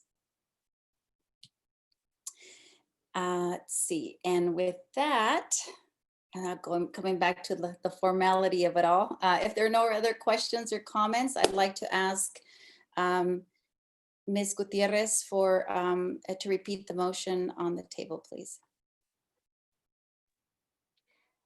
Yes. Staff recommends that the Board of Education adopt resolution number 2020-21.009, Black Lives Matter in classrooms. Motion made by Member Nguyen and seconded by Student Member Salemi. Thank you. And with that, Student Board Member Salemi, how do you vote? Yes. Member Zhang? Yes. Member Rodriguez? Yes, yes. Thank you. Member Nguyen? Yes. And my vote is yes as well, so the resolution passes unanimously. Oh, this? It is tradition in such important resolutions that we actually read this out loud together as a board and staff. So if I can ask student member Salem, can somebody project the resolution, or do we have it in front of us? I'm looking at it. If you guys want to start reading, while you start reading, did you want me to put it on the screen? I just want to make sure all the board members and staff have it in front of them so we can read it. And if everybody's got it, we could, just have, just go around and have everyone read. More board members, do you have it in front of you? That way we can keep everybody's face on the screen. Oh, If not,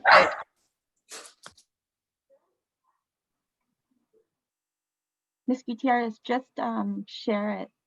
I will do that. Thank you. Thank you. And we will start, if I can ask you to start, student member Salemi. Across the country, a national movement and uprising is taking place to speak out. Oh, excuse me, let me say the resolution whereas. Resolution whereas, across the country, a national movement and uprising is taking place to speak out against the injustices and racism that Black people face in America.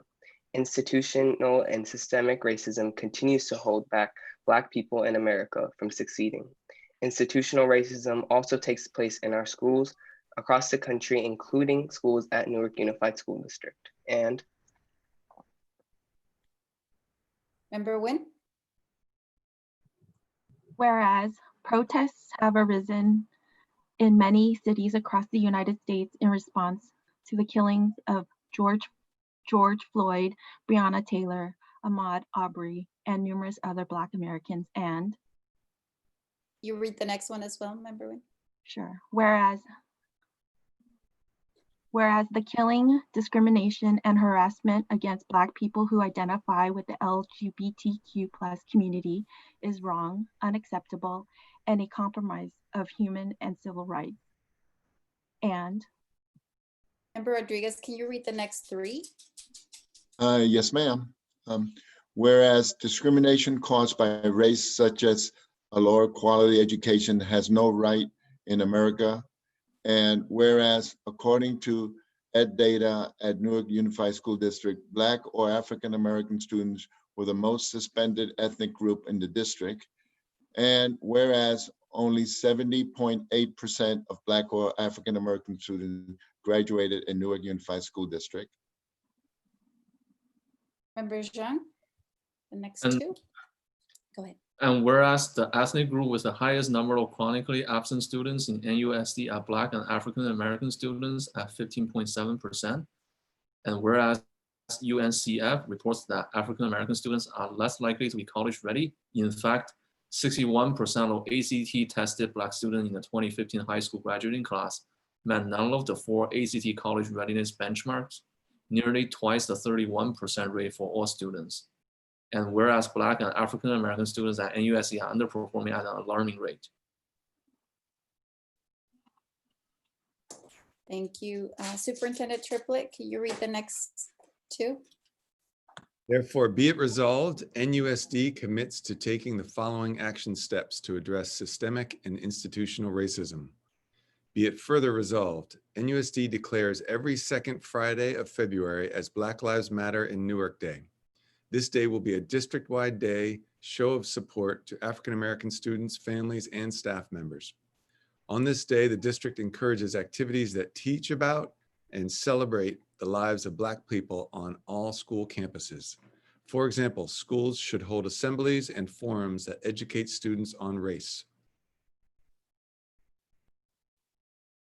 Let's see, Ms. Saavedra, can you read the next two, please? Be it further resolved, NUSD Curriculum Council will work to create and adopt curriculum that teaches students about race in an honest way. For example, the district will collaborate with school sites to incorporate ethics studies courses and curriculum in classrooms. Be it further resolved, NUSD will work with school sites to provide implicit bias training to all teachers and staff. This will include conversations around race and microaggressions. Be further resolved, NUSD encourages each school site to set aside time to hold activities and conversations in classrooms that teach and celebrate about the many different cultures, races, and ethnicities in Newark. Ms. Dela Cruz, can you read the next 3 as well? Be it further resolved that NUSD will work with district administrators, leaders, students, staff, and community to create justice, equality, and equity for Black students through a review and correction of disciplinary systems and resources to better support Black students. Did I skip one? Be it further resolved, NUSD will teach students about how to be an anti-racist. It will educate students about the history and background of racial slurs. This will be done by incorporating it into our positive behavior and intervention system. Be it further resolved, NUSD will encourage a conversation among the community about bias and racism in our classrooms, schools, community, and country. School administrators will meet with students in order to create and participate in this conversation. Ms. Gutierrez, can you read the next 3, please?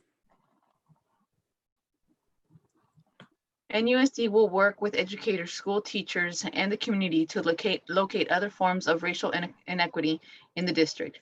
The district will regularly collect data regarding ethnicity and commits to using this data for the purposes of solving problems in areas that still have racial disparity. Be it further resolved that the board will be more cautious of historical events, culture, and ethnicity when naming and creating structures.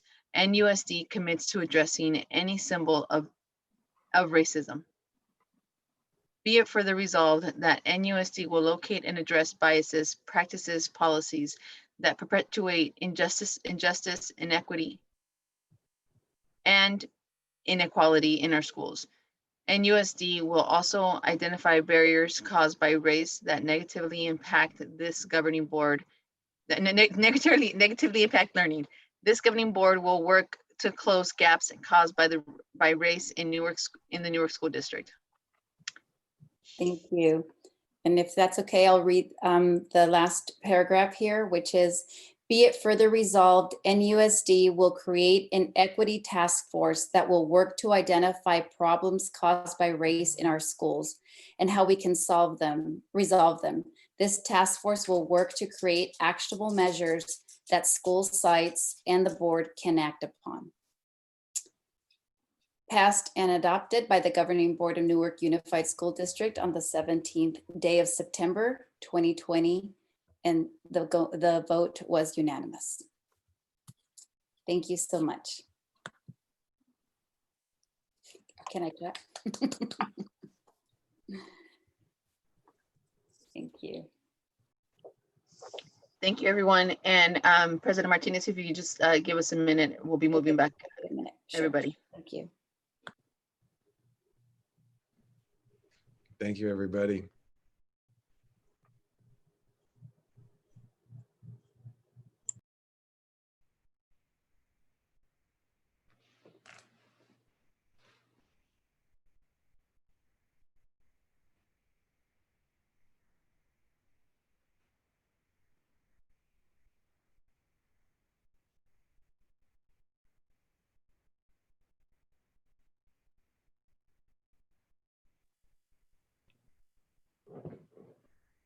I'd like to note that a student member telling me took a big breath of relief and happiness, what it looked like. Yes, I did.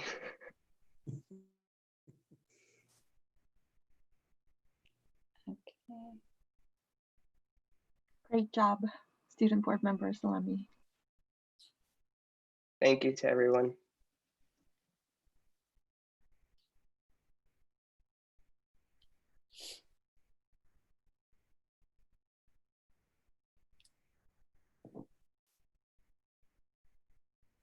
I think that's the longest resolution I've ever seen that we have approved.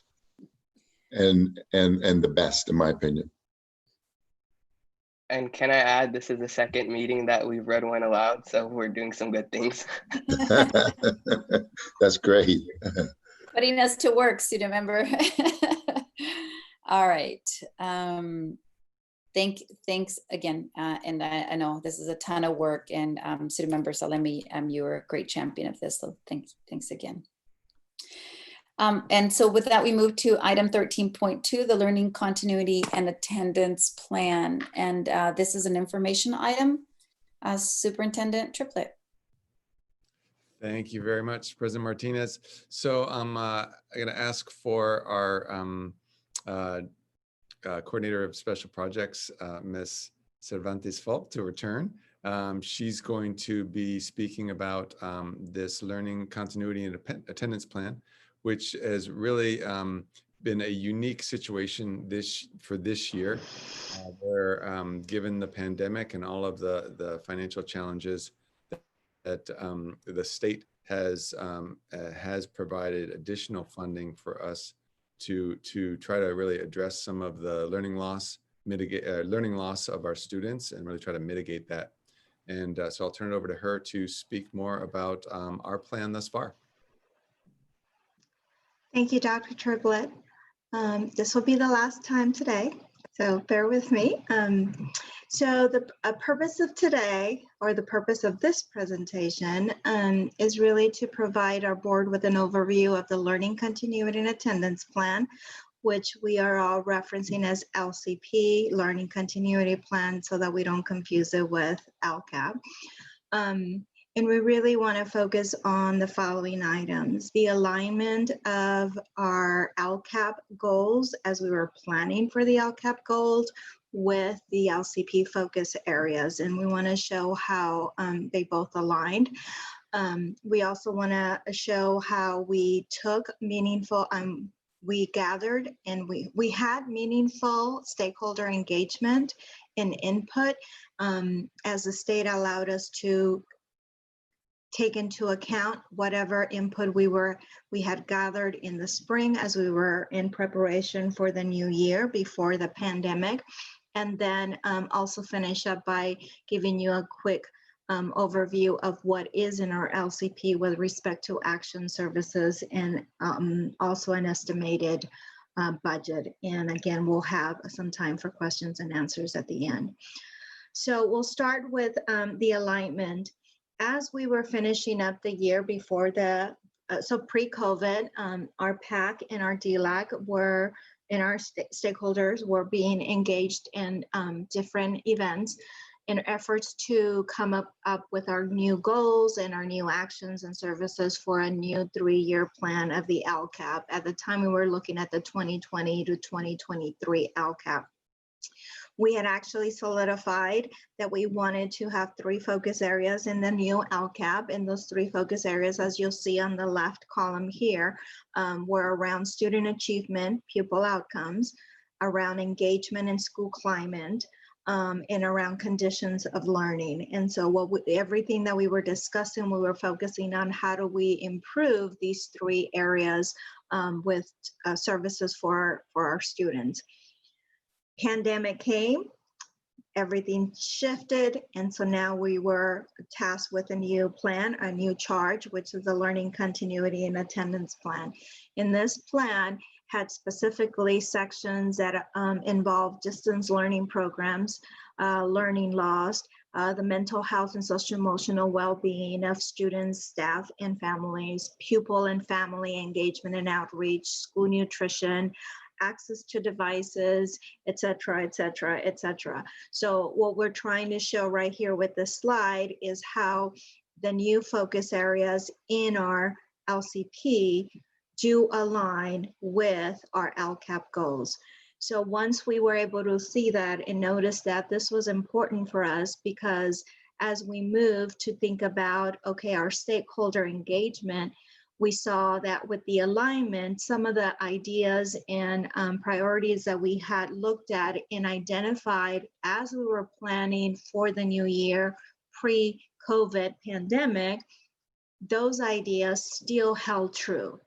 And not only that, some of them were even reinforced and were even heightened in terms of what needed to be addressed for this new year.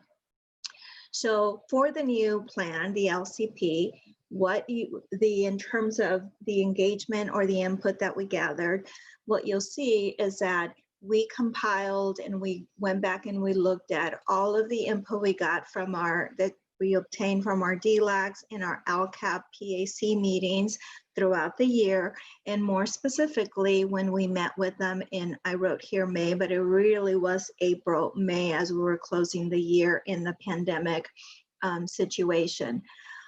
After that, we then started having reopening school surveys during the summer.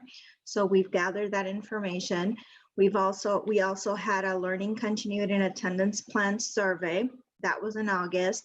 And then to really compile both of the information that we had from the spring and that we were gathering over the summer, we held special meetings with our DLAC and our LCAP PAC on September 3rd. And at those meetings, we're then able to put all of the ideas that came across together into align and solidify, the plan. This is an example of how we saw the alignment.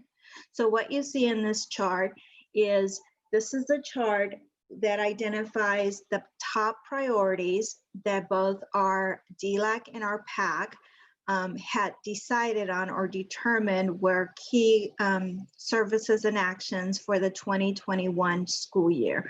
And again, like I mentioned, this is what we had started talking about in the spring, and then as the pandemic hit and we went into distance learning, they still looked at this and said, these are important.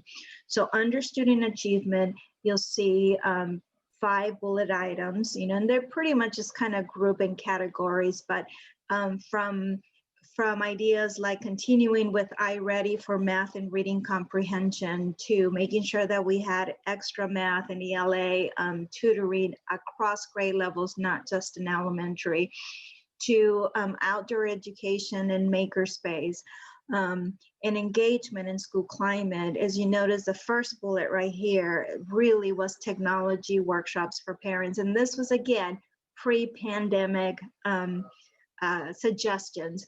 The utilization of different modes of communication, like in platforms, and how do we communicate with parents in different modalities, and then also mental health support for all students. Then under conditions of learning, again, they were talking about, additional support for students with the after-school programs, and huge was the whole digital curriculum, Chromebooks and hotspots, and again, professional development. So as we looked at these ideas and these priorities, again, as you can see, we saw they fit nicely with what we're currently, going through. And at no surprise, as we looked at the surveys over the summer, and in specifically, or in particularly the LCP survey, these were our key findings. The survey had 3 main sections. One of the sections talked about learning loss, and parents, community members, staff, students, they were all invited to participate in the survey. And if you see under the learning loss strategies, what they were asked was, which of the following would be your preferred method of support, or not preferred, excuse me, which of the following do you think would be an effective support system? And we also gave them the opportunity to pick as many as they could, or as many as they liked. And then, of course, we also gave them an opportunity to give us input as to whether there were other strategies that we did not have here in place. What's very interesting for me to see is that tutoring, whether it was one-to-one, small group, or teacher meeting with individual students, if you look at these results, the percentages are extremely close, 50%, 49%, 46%, right? And even online tutoring on a self-paced mode, we still had 1/3 of the people participating saying that was important. And it was also interesting to see that when we gave them the opportunity to provide other means of support, only 4% of them did give, other means of support. So for us, the big takeaway is that they're still wanting, and we're still in need of some sort of tutoring with our kiddos. For mental health, this was also a big aha. What we were asking here was, what were some of the needs that they saw, whether it was with staff, with parents, with students. And once again, if you look at these percentages, the survey of the people that participated, all of these percentages are super close. PD for teachers on self-care and supporting students, ongoing support for teachers, workshops for parents on self-care and supporting their child at home, social emotional curriculum, information on community resources. Again, I was just blown away by how close all of these choices were to each other.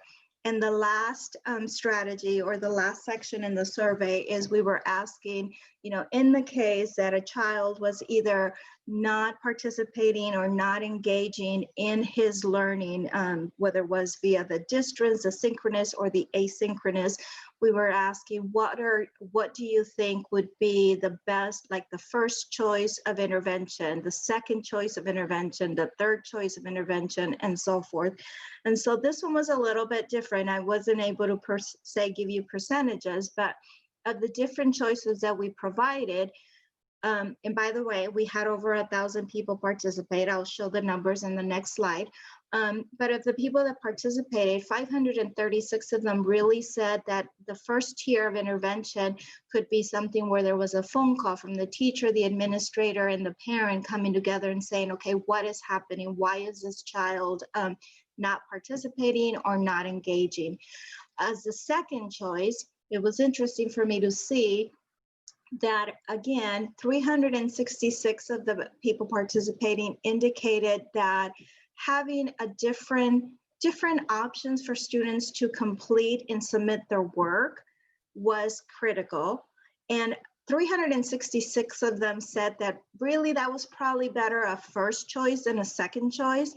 But then 344 of them said it was probably a second choice more than a first choice. At either rate, when I look at these two together, is we have 700 or so parents saying this is key. So whatever it is that we're doing, we still need to consider multiple means of ways that a student can turn in work in order to get credit or be accounted for participating.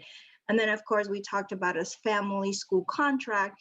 But the other piece too that I found interesting is that we did give a choice of a home visit, and 476 of the families who participated, of the people who participated in the survey indicated that this was a good strategy. However, again, they thought it was a good strategy as a fourth tier of intervention. So in looking at that, just to give you a quick view here, for our LCAP survey, for the English version, we had a total over 1,000 participants. 63 of the people that participated were parents and guardians. 27% were students, and thank you to our student board member for helping with this as well. And let's see, 6% were classified staff. We also did a push with our Spanish-speaking community. And before we got the support, before I reached out to our parent partners, we had less than 50 families participating. And with the support of our parent partners and our student support services department, we increased that number to 86 families. And of this group, 98% of them were parents or guardians and 2% were students. So again, I felt comfortable having a good broad representation, and actually that we had a lot of families and parents participate in the survey. So moving forward, how did we use this information, and what did you see, or what will you see in our plan? So in our 2021 LCP, the actions and services, we focused on the following areas. We focused on continuity of learning, in-person instruction offering. So we were looking at if and when we come in and are able to provide in-person instruction, what are some of the strategies that we might do there. We focus on distance learning programs. What are some of the things that we can do to ensure that we are providing high quality and rigorous instruction for our students, as well as providing them with the access. We focused on pupil learning loss. What is it that we're going to do? How we're going to assess it? What are we going to do to support it so that we can either support those who have experienced learning loss already due to the school closure and the pandemic in the spring, as well as possibly supporting students who might experience learning loss because we are continuing in the same situation. And then the last section that we focus on, even though it's under additional related focus areas, we noted that each one of them is actually a big area in itself, one of them being the mental health and social emotional well-being of our students, our parents, our teachers, again, pupil and family engagement, and also school nutrition. So what you see, which again, I did not list all of the actions and services because as you see, the plan was attached. But what you'll see, a quick synopsis of that is that when we're looking at the first section of the in-person offering, we really focus on actions and services around program offerings, assessments, platforms, curriculums, and technology upgrades, because we're finding that if we're, if and when we come back, there's probably a lot that needs to be done to be able that we are ready for our students. And so we budgeted approximately $250,000 within those services. The next focus area, as I mentioned earlier, was distance learning. And in this section, you'll find actions and services that are addressing the access to devices, as well as internet, pupil participation and progress, teacher PD and collaboration, and then also specifically to supporting the needs of our students with unique needs. And this one right here is we're budgeting a little bit over $2.6 million. And again, specific details and specific numbers are in the plan. The next section is in pupil learning loss. In this one, we focused on measuring and supporting learning loss due to the pandemic. So what are some of the strategies or programs, services that we can implement?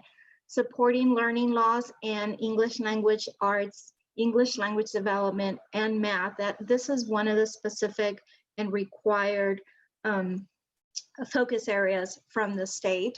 And then of course, additional supports for specific subgroups like our SPED, English learners, students in our foster care system experiencing homelessness, or low income students. And we have $500,000 approximately budgeted for that section. And then the last section, that was the additional services around mental health, pupil engagement, and school nutrition. We have almost another $1 million budgeted in that section as well. So when you look at all of that in total, the 4 different categories, we're looking at a total budgeted expense of a $4.2 million. And I believe that Marie can probably speak a little bit more about this part, but I just wanted to give you a roundabout figure of what we have so far in our plan. So with that, that's a quick overview of what's in our LCP for 2021. And at this point, we will entertain questions and answers if you have any. Thank you, Ms. Cervantes Falk. I'm sorry, Ms. Gutierrez, I neglected to ask, were there any public comments on this item? No public comment. Okay, thank you. Sorry about that. Okay, and with that, I will open it up to questions. This is an informational item. We are not voting on this, so we did not need a motion in a second. So any questions for Ms. Cervantes Falk?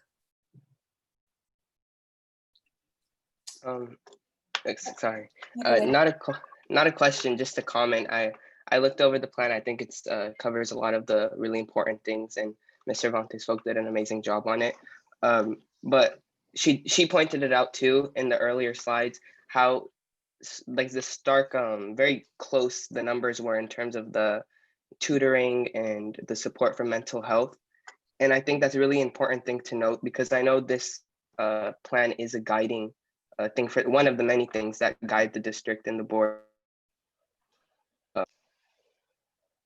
Focus on that, because especially right now, but always, you know, mental health, and it's especially the culture that we set, because that also dictates how so. That's it, really. Thank you. Thank you. I have a question, if I'm not preempting any of my fellow board members. It is a question regarding, so thank you for that. And I know we've got a lot of, we've taken a quick look, or I have, there's a lot of detail. And so I think this is a really good summary. So I really appreciate all the work that went into developing this for us. A question to actually maybe to Ms. Dela Cruz. This is the LCP. This goes along with the funds for to support learning continuity. So there's a lot of activity here, but I also understand there's we have some deadlines by December to spend the funds. What does that mean in essence? That anything we're going to need for distance learning for pupil loss, that we would have to allocate the money, or do we actually have to spend the money and go buy whatever we need to go buy by December? How does that work? Yeah, so in terms of the learning loss mitigation funds, we do have until December 30th of this year, 2020, to spend. So of this 4.2 million, it's 3.8 million. And our interpretation right now is that as long as we have these funds encumbered as of December 30th, then that's that meets the requirement. So that's our understanding at this time. Thank you. Thank you for that. Any other questions or comments for Ms. Cervantes Falk? To see everybody. No. Okay, so I think we're good. I know that we have some. This will come back for approval to the board on the next week or so. Next week or two. So if there are no other questions, we will meet again on this item. Thank you. Thank you. Thank you. Good night. Good night. Thank you. Well.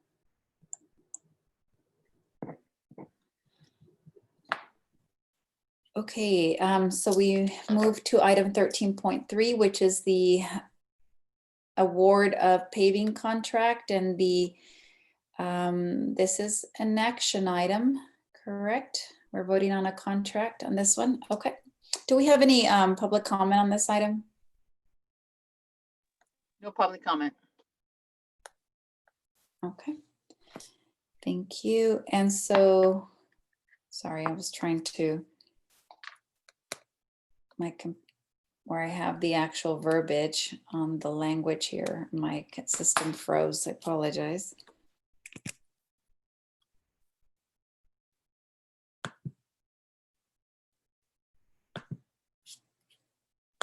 President Martinez, do you want me to read the recommendation? Yes, please. Yes, please do that. Or the actual recommended action. Yes, thank you. Staff recommends the authorization to award the paving contract to Tri-Valley Excavating and related construction management fees to RGM Kramer as presented. Thank you. May I have a motion and a second to open discussion, please? I'll make the motion. Thank you, Member Rodriguez. I'll second. Member Nguyen, thank you.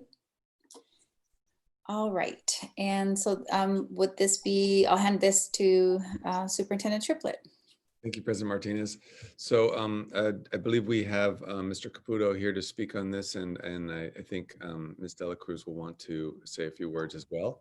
But I did just want to preface by saying we're really bringing this to you really because I want to just recognize right off the bat that there are trade-offs in this decision. There are downsides, which either way that the board chooses to vote on this, because of the situation that we're in with the school consolidation process.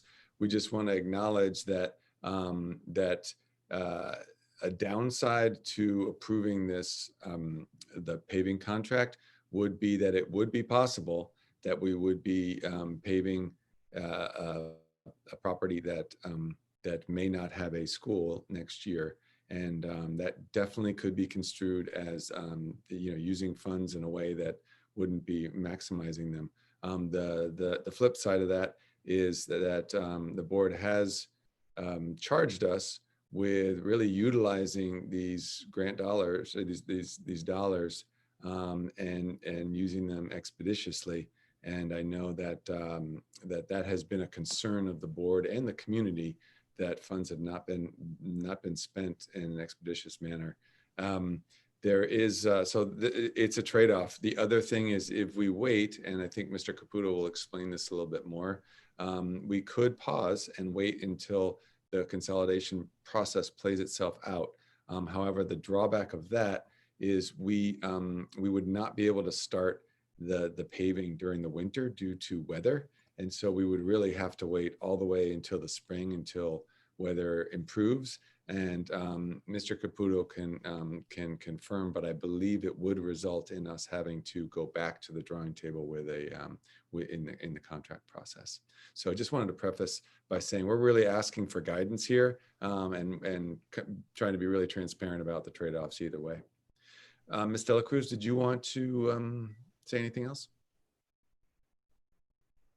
Just would like to add and talk about the background.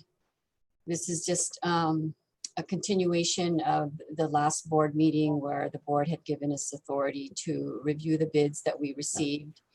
And Mr. Caputo and his team have gone through the bids, and this is where we're making a recommendation to award it to contractor. And we have done our best to try and expedite a lot of these projects. We really got a good bid by, I believe that the bid was over $100,000 less than we had originally estimated. And these projects include the junior high school and Lincoln, McGregor, Music, Kennedy, Schilling, Snow, and the district office. So the total amount that is being presented tonight includes the base bid that we had received, which is $442,000. And then on top of that are the allowances for the contract itself, as well as the construction management fees. So with that background, I do have Mr. Ralph Caputo here to add a little bit more in terms of what the scope of work involves. And it does include a lot of major repairs to mitigate safety concerns, as well as areas that have been in need of repairs for a very long time. So Mr. Caputo, if you're there, is there anything else?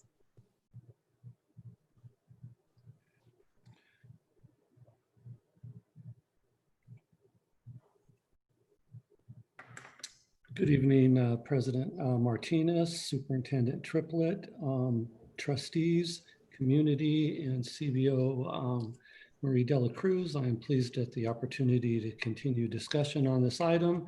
As has been conveyed, we received very competitive bids on September 2nd. At the board meeting on September 3rd, we read the bids, we've discussed the projects. But at that juncture in a public bid process, there's a short period of time where the parent low bidder, well, first of all, our team has a responsibility to vet out all the documentation and make sure that all the documents are in order. That work has been accomplished. The parent low bidder had an opportunity to review his bid and determine whether he made mathematical or clerical error. We do not forgive a bid if it's an error in judgment, but only if they've made an honest mistake. And it's also a period of time for other bidders to review the low bidder's documentation and address any concerns or structure a bid protest. Contractor appears to be good with his bid, is looking forward to award and commencement. None of the other bidders had raised a concern. Again, as Ms. Dela Cruz conveyed, the bids are very competitive.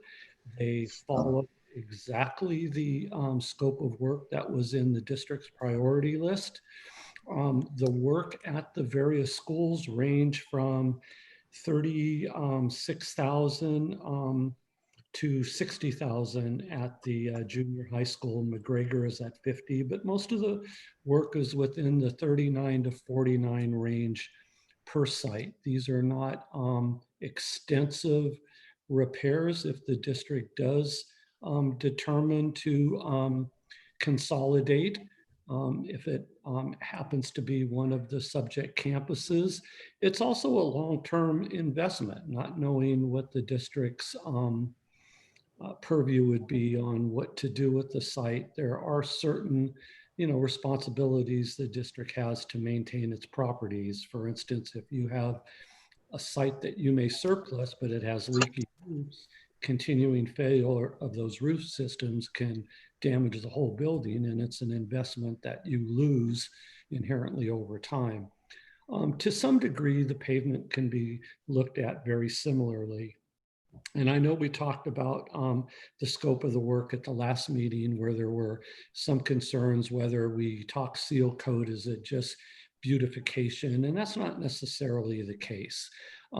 If you have ever had to replace your roof in your house, you realize that the shingles on your roof really aren't what stops water. It's the asphalt substrate or tar paper underneath it. The shingles just protect it from the sunlight.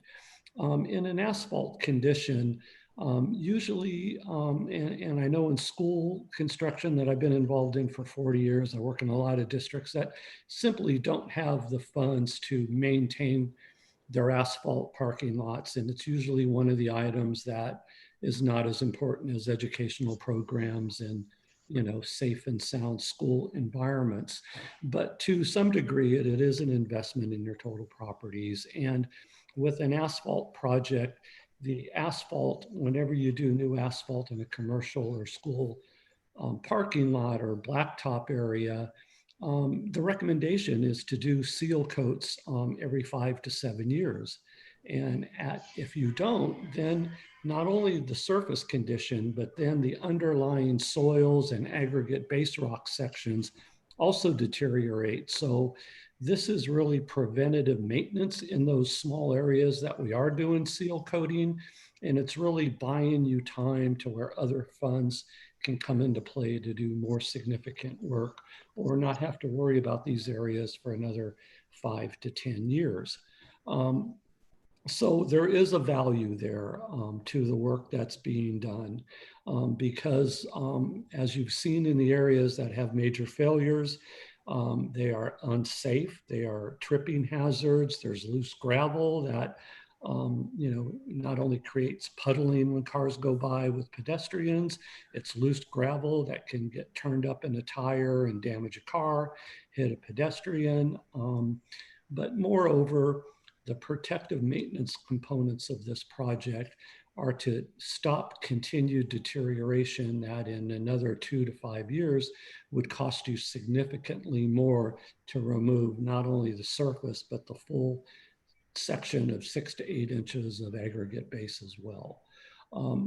So the action items that we are bringing forward tonight are to approve the base bid amount of $442,105.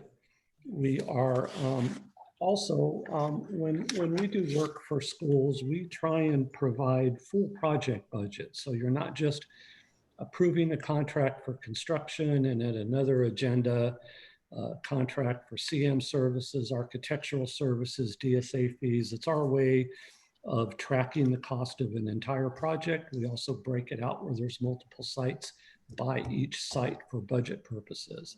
So what we are asking the board to consider tonight is approval of the base bid for 442,105, in addition to applying a contingency of $50,000 for potential unforeseen conditions. We have a testing engineer that's necessary to provide QA and QC in any type of concrete or asphalt work.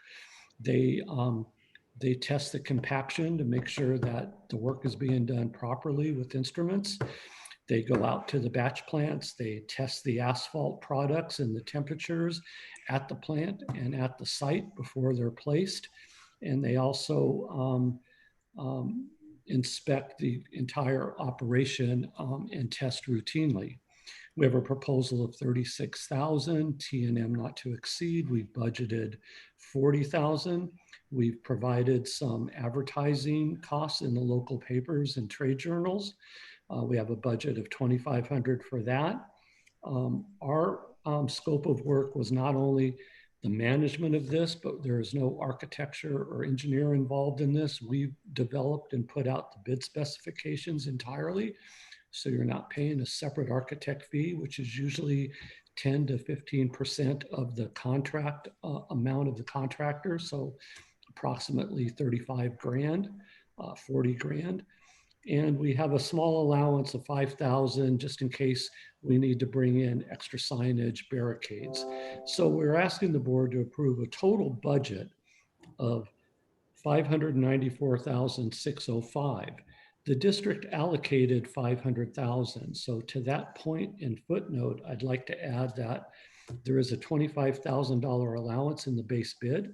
We have a $50,000 contingency that may or may not be spent or only partially spent. In addition, there's a component of the district office that is priced out by the low bidder at $39,187 that is being paid out of a separate fund. And then our fees were also kind of line item out in the Measure G. There was a arbitrary allocation of 200,000. So in essence, some of the contingencies, the district office, our work and the allowance are well beyond the 94,000 that's above the 500,000 that's allocated. So in that perspective, this has been tailored and is being recommended and falls within the district's budget of 500,000 because of the appurtenant work and supplemental funding. And with that, I'll open it up to any questions. I will add that before I do that, I'm sorry, that there is an ad alternate, and this would be for Lincoln School. Lincoln is a front parking lot and drop-off approach. There's some sharp turns, there's some large deteriorated areas, and there's other patching involved as well. But there's an area between some of the major areas that we're doing skin patching, and anticipating a favorable bid market, we did list this as an ad alternate. It's bid competitively. It'd be very prudent to award it, but it's not necessary. It won't mean that you're spending good money after bad. It'll mean that we're gonna do less work in some areas that will buy you time and allow you to focus some of your other funds to other priorities. So that one is clearly optional. And unless Dr. Triplett or Ms. Dela Cruz has a recommendation or opinion on that, we're indicating that that is at the board's discretion. The other two we are recommending approval on. Thank you, and thank you, Mr. Caputo. And if I may, we did discuss this add-on, and we recommend approval of that as well. But of course, it's up to the board's discretion. Questions from board members or student member? Anybody? So I asked the question yesterday, but didn't get an answer regarding the. Looking at the page, you see there's this column revised budget, August 20th, 2020. On the item about under Fund 40 capital outlay, the Russian fund, the paving district office, $65,812. That item was not approved by the board in August 20th. It wasn't there in August 20th. So I just want to ask what happened that this item just suddenly added to the August 20th approved item, sort of out of blue. Member Zhang, which item, I'm sorry, were you referring to? Fund 40 capital outlay Russian fund paving district office, $65,812.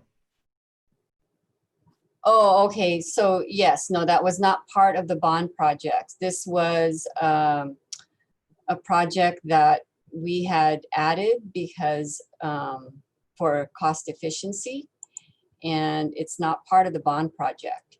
It's something that we're recommending for approval out of the Fund 40 capital outlay reserves. Okay, because on August 20th, when the board really voted on this, under the Fund 40 capital outlay Russian fund, there was no such item called paving district office. No, it's on here now. That's why it's here, because we have revised it. Okay. So if you look at the attachment, it's dated September 17th because we've updated it. Because you remember we said that anytime we bring a recommendation forward and if it's going to change the budget, then we would give you a revised budget. And that's what the attachment shows. Okay. And I will just add too, at the time that that item was added to the budget that Ms. Dela Cruz presented, the 65,000 was our estimate for that work. The actual bid came in more competitive, and that item is at 39,187. So it's less than what we had estimated it at. So it does show that it does add to the efficiency by adding it to the scope rather than bidding it as a separate project. Yeah, so as an update, originally the preliminary estimate by RGM was 65,000, but the bid actually came in at 39. So it's actually less than we had anticipated. It was just yesterday that we got the bid breakdown from the contractor. So we're able to clarify that tonight. Okay. Anyone else? I'm going to repeat, I think that the question that I asked during the bidding process, and which is, it is a difficult, it's not that difficult the way you broke it down, Mr. Caputo, in terms of, look, we're looking at spending anywhere between 39 and 50K per school. That's not a significant number. I think what does complicate is just the consolidation movement that we have now.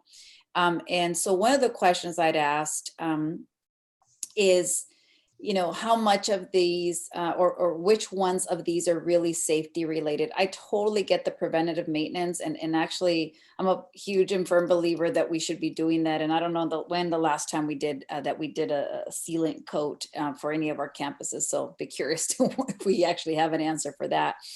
But so definitely a firm believer. From a timing perspective, that's really kind of what I'm after, because I heard you very clearly say for, of course, we'd like to pave Lincoln, but if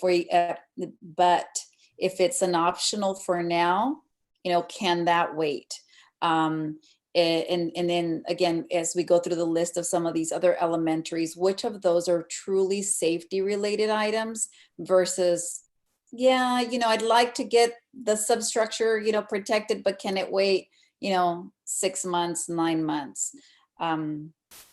So, and I know that there's inefficiency in starting the process, but this money can go to something else in the short term. So that's the clarity that I'm trying to get, the clarity. So the areas themselves have varying work, and it's basically the section and what makes that entire area work. To take parts of it out don't necessarily work in your favor in that regard. The specific areas of each site, unfortunately, my chief estimator who put all this together is not on the call tonight, so I don't have the boots on the ground knowledge of those particulars with respect to each site. But these are both safety related and just work that would be the minimum necessary. You know, a lot of times engineers will look at it and say it just needs to be all replaced. We tried to find that balance because we knew you had competing priorities. So really this work where we are talking about major potholes in some of the other areas, it is a bit contiguous. There's also concrete work in this. There's restriping, there's some curbs. We're addressing, you know, some ADA issues in differing elevations. So it's all really mixed in each of these areas together. I know that probably doesn't answer all of your questions, but it's hard to dissect it under the parameters you're looking for, unfortunately.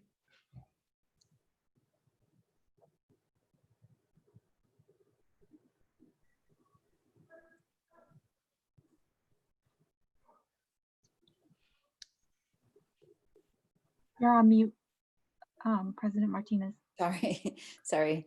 I was just asking for any other questions or comments. Thank you for answering. It was, to be frank, it wasn't as helpful because my basic question still lies. It could be next year or the year after because these are areas that are continuing to fail. Yeah. I just have a comment. I know that unfortunately timing is bad, and but I've had the opportunity to walk those campuses in the last 2 weeks, and I've seen, you know, pretty much how it could affect, and I think it does fall in line with the fact that there are major safety issues at all the campuses in terms of the paving that is required. And although we are in consideration for consolidation, I still think that it is necessary for us to go ahead and approve the work that needs to be done, because even though those campuses, if we have to consolidate, they still are, you know, open and available in the front for community members to be walking by, and it could be, you know, a trip hazard or anything like that. And so for me, I think it is worth the investment to go ahead and do the work at all the campuses. Okay. Any other comments? If not, I'm gonna go ahead and ask Ms. Gutierrez to repeat the motion before us. Currently, the staff recommends the authorization to award the paving contract to Tri-Valley Excavating and related construction management fees to RGM Kramer as presented. The motion was made, one second. The motion was made by Member Rodriguez and second by Member Nguyen. Okay. Student Member Salemi, how do you vote? Yes. Member Zhang? Yes. Member Rodriguez? Yes. Member Nguyen? Yes. And my vote is yes as well. So thank you for bringing this forward, and Member Nguyen, thank you for articulating. I think, you know, really what we're all trying to balance, and at the end of the day, they still are schools in our community. So, you know, we still got to protect or take care of our property. So thank you for getting us good prices, Mr. Caputo. So hopefully, you know, that those numbers don't grow. Okay, thank you. Thank you so much. Actually, I think you're gonna stay on for the next item, and but I am watching the clock. We're at 9:42 here, and we don't have a ton of items, but if we can ask, maybe just extend for an hour, just to be sure, just to be safe. it can be done before then, we will. I think we probably should extend for 30 minutes just to motivate us to really rather than just prolong for. Okay. So I you- move to extend the meeting till 10:30. Okay, I will rush us through. No, I'm just kidding. Hopefully we'll stay to 30. So the motion is for 30 minutes. Can I get a second?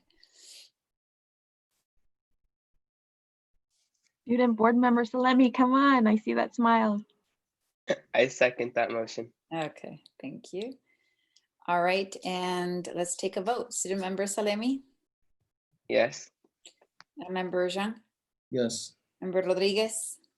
Yes, but I can't stay past 10, so I'll be exiting hopefully after this item. We will get it done before 10 then. Member Nguyen? Yes. And my vote is yes, though I really wanted an hour, Member Zhang. we should be fine in the by 10:30. Okay. Item 13.4, which is HVAC mechanical engineering consultant. Superintendent. Thank you, President Martinez. I'll try to speak quickly. I just want to say that while we have had some reviews of our HVAC systems in the past, this is we're coming forward to you with a request to do some additional evaluation of the systems. And just to be totally honest, initially when I heard that this would be a plan, I was a little frustrated, and I thought, what, we've already done all this work and spent money on evaluating our systems in the past. Why would we let's get going? But I've come to understand that in order to really do the right work with the HVAC systems, it does still require some additional evaluation. And so I think this is important. And as we've heard in these meetings from both community and from the board, the HVAC system really needs to be a priority right now. So we do want to do it right. And so with that, I'll turn it over to Mr. Caputo, unless Ms. De La Cruz, you wanted to add anything. No, nothing to add. Thank you, Mr. Caputo. Yes, thank you very much. I understand, believe me, that the district has had a previous CM firm, architects and engineers involved. They've done a measurable amount of work and a significant amount of inventorying and analysis. The typical rule of thumb is that mechanical systems tend to last 15, some experts will tell you 20 years. And at that juncture, they either start to fail, or there are new systems that are much more economical. And even though you may have a little bit more longevity, they're typically recommended to replace because of new and more efficient systems. The fact is mechanical systems are expensive. And when the district doesn't have adequate funds for them and they start to fail, they become emergencies. They're going to fail when you are in the coldest of weather or the hottest of weather. And when you don't have funds, it's an impact one by one after another on your general fund. So we have reviewed, and believe me, we've been cross-examined a few times by Dr. Triplett, by Ms. De La Cruz and Susan as well. We've already done these assessments. A lot of condition assessments are done at a higher level, but in fact, you guys have provided us a lot of valuable information. Every unit has been tagged. Every unit has, we have model numbers, we have dates that they were installed. But simply put, to expedite this action item, essentially your previous work tells you that you need $17 million, and we've only allocated $3.3 million. And it's nothing that we can go forward with right now with the bid document. There will still be additional architectural engineering fees later on to bring these projects forward where we require architectural and engineering services for DSA approval. The work that we're looking at for some additional expertise is to evaluate what are the district's highest priorities. Where are these eminently going to fail? what can be repaired so that we can buy some time so the district can look at other funding sources, or down 2, 3, 4 years, consider a local bond to address all your other priority needs and growing issues. In addition, with any mechanical project, we have to look at the structures. Most of these are roof mounted. New systems tend to weigh more. DSA could require structural upgrades. The curbs that are wood could be deteriorated. Some of them may be reused. We also have to evaluate energy management systems. The reports that you have received in the past asked you to update certain systems, but there's not a lot of specificity there. We also have to look at the mechanical, both gas piping, condensate lines, and electrical work, because with new units, those requirements change. And some of the old electrical and plumbing may need to be replaced. So what we're really looking for here is a more in-depth analysis, taking it down from 20,000 feet to ground level and coming back to you with prioritizations and recommendations. In that respect, we will also look for air filtration alternatives to address COVID concerns. Some of those are fairly simple, some are more complicated. Economizers and other types of other systems. We may find a wing that you have rooftop units now, but there may be a better approach with a different system that's more cost effective than replacing them like for like. And that's the work that we're talking about. It's really to boil this down to see what we can do within your priority, buy you time, and just try and make your dollars go the best they can, or even come back and say, you know what, we really need $5 million, not 3.3. So we really need that work in order to get to the next step of prioritization and bring back to you. Thank you. And in my rush to get to try to gain some time, I skipped a couple of steps. I didn't ask Ms. Gutierrez if we had any public comment on this item. Comment? Okay, thank you. And I should have asked for my motion and a second to open the topic up for discussion. So thank you both to Superintendent Triplett and Mr. Caputo for the sharing your thoughts and for the background, but I will ask for a motion and a second to open discussion on this item. I move. Thank you. And a second. Member Zhang was second. Yep. Okay. All right. Thank you. Questions for Mr. Caputo or anybody on staff?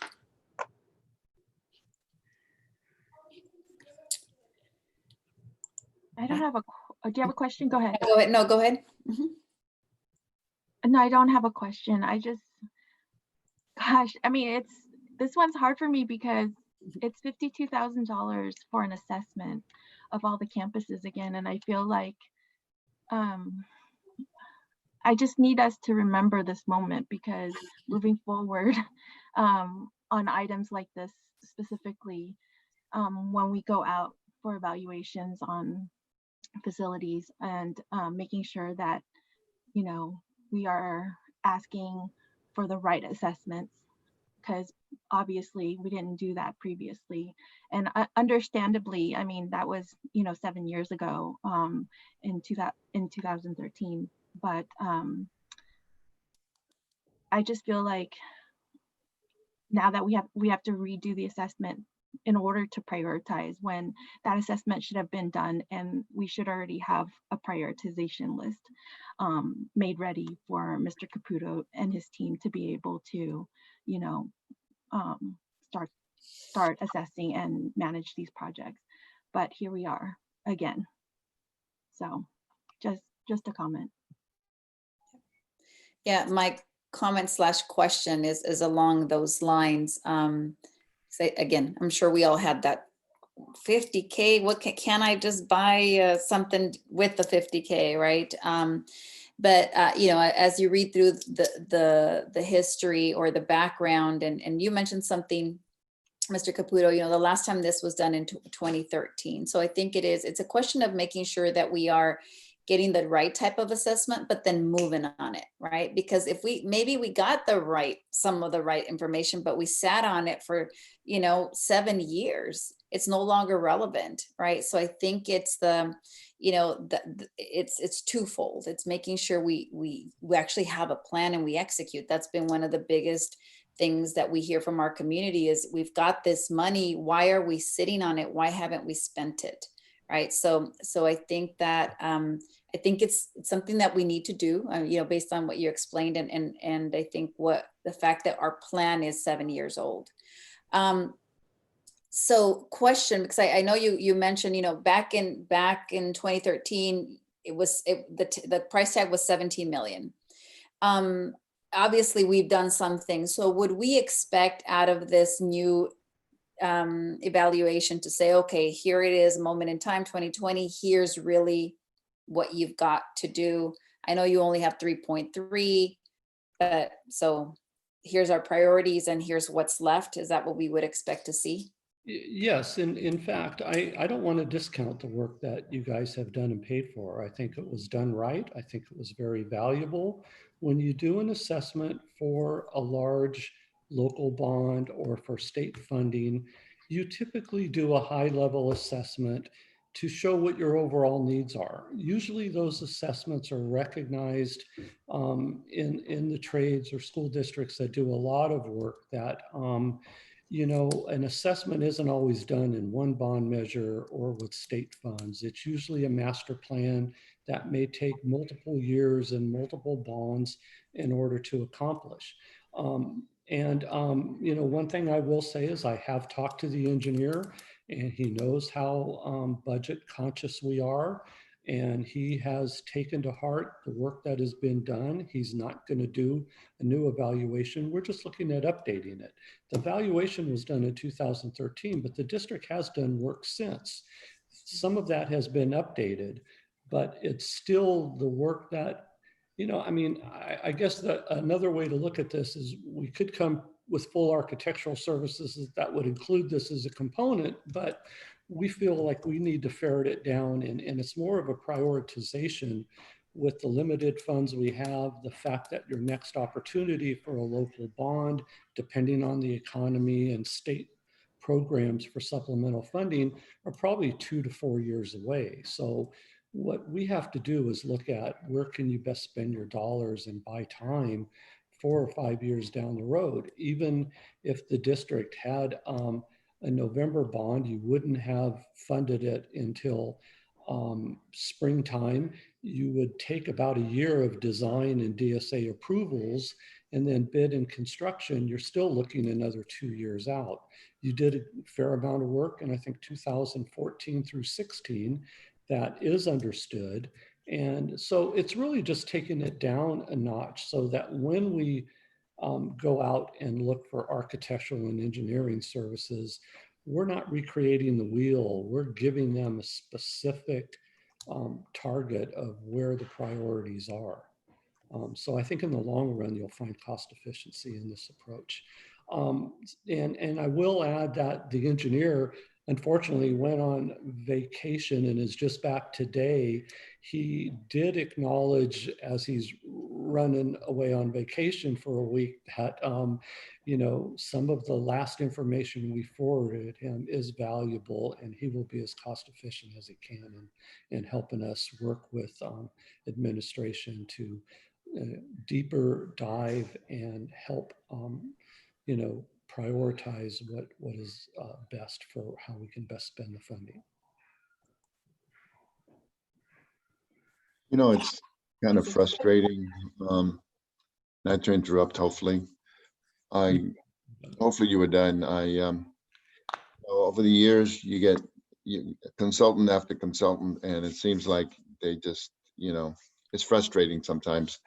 My hope is that we get an individual that can look at everything and make recommendations on how to maximize, with the money we have, and maybe give us some tips. And I realize that in order to probably finish a big project, you probably have to go out for another bond, but there's other things. And there might be money out there, and a good consultant might know where you might be able to get, little monies in order to, double what you want to do. So it's frustrating, but HVAC is so important, and for our kids and our staff and everything, and hopefully, whoever comes in can really evaluate everything and show us where we can really, improve on what we've tried to do so far up to this point. Okay. Thank you, Member Rodriguez. Okay, if there are no other questions, I will ask Ms. Gutierrez to repeat the motion, please.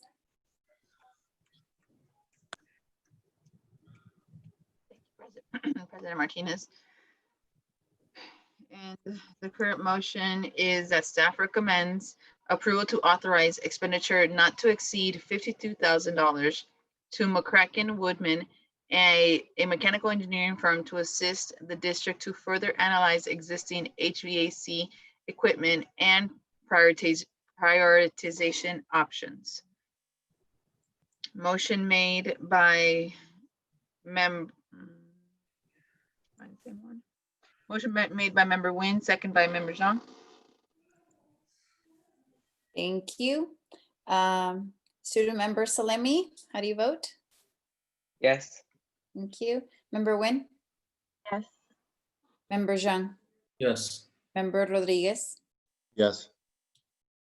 And my vote is yes as well. So the motion carries unanimously, and let's hope we get a good solid plan from this. Thank you.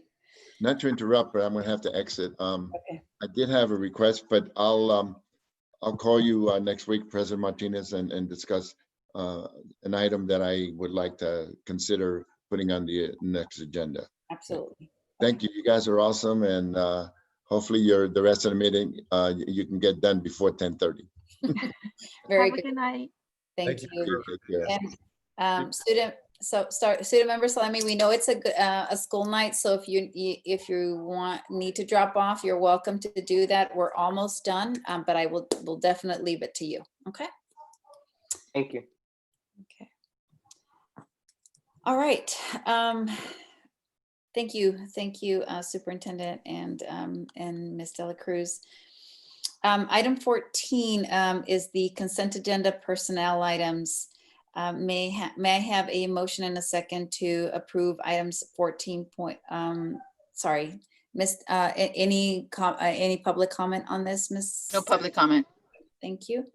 And may I have a motion and a second to approve items 14.1 through 14.2? I move that we approve 14.1 and 14.2.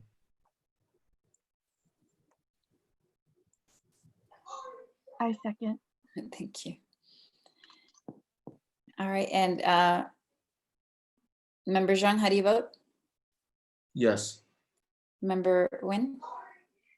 Yes. My vote is yes as well. So item consent agenda personnel items is approved. Thank you. We move to item 15, which is consent agenda non-personnel items. May I have a motion and a second? Sorry, any public comments? No comments. I'll have to write myself a note here. May I have a motion and a second to approve items 15.1 through 15.5? I move to approve 15.1 through 15.5. Thank you. May I have a second? I second. Thank you. Member Zhang moves. Member Nguyen seconds. Student Member Salemi, how do you vote? Yes. Thank you. Member Zhang? Yes. Member Nguyen? Yes. And my vote is yes as well. So motion passes unanimously. Thank you. And with that, we move to item 16, which is Board of Education Committee reports, announcements, requests. And item 16.1 is committee reports. And so obviously, Member Rodriguez just dumped off. Normally he'll give one on ROP. Anything with regards to city liaison, Audit committee. No, we haven't had a meeting Okay. for either of those. For either, okay. Just very quickly for governance handbook, Member Zhang and I had just an initial meeting just to align on the sources, but we don't really have an updated document to bring as of yet, but we are working on it. The certainly last but not least is the consolidation committee update. And I will ask Superintendent Triplett to update, please. And Member Nguyen and I can add if there's anything else. Yeah. Thank you, President Martinez. I'll try to be brief. So the Consolidation Committee has had its second meeting on Tuesday. And at that meeting, there was the review of the capacity enrollment data, and using a criteria, the subcommittee ranked the schools according to that criteria as it related to capacity enrollment. The next meeting will be next week, and the subcommittee will be looking at facilities data and using that to do the same ranking on the criteria. And then there will be two more sets of data, one educational and student service data, and then lastly, financial and transportation data that will be held in, there'll be a meeting where the committee looks at that data and then utilizes that to rank on this criteria. The criteria is public, and so it can be seen by anybody who's interested. I will say the last part that we really want to be sure we're emphasizing is that the committee, once they've looked at all of that data and done that ranking, their role is not really done yet, because probably the most important part is then to the discussion that comes out of the analysis of the data. And that committee will be having a really deep and thorough discussion before they make recommendations to this board around school consolidations. Did I miss anything, President Martinez, Member Nguyen? Yes, actually. Oh, Sorry. Oh, no, good. Yes, we had our second meeting on the 10th, and we had demographics data presented in that committee meeting. And then last Tuesday, the 15th. Was it the 15th? Now I'm losing my date. Yes. Well, anyways. Meeting. But anyways, yes. So we've had two meetings in between the last board meeting. But yes, and Superintendent Triplett did cover the information that was presented in our third meeting. So we are getting ready for our fourth meeting coming up. Thank you for that correction. Thank you. That's true. Thank you. We hadn't updated on that meeting. And I just wanted to add very briefly that, they're difficult meetings. I mean, really these initial meetings are really for folks to just get information, where no one's asking, we're not ready or they're not ready or in a position to make a recommendation, just information. But it's heavy. It's a heavy topic. And and I, as a board member, have been asked several times, are you for closing schools? Are you support closing schools? I just don't think that that's the right question, right? It's of course not, right? My kid's school is up there.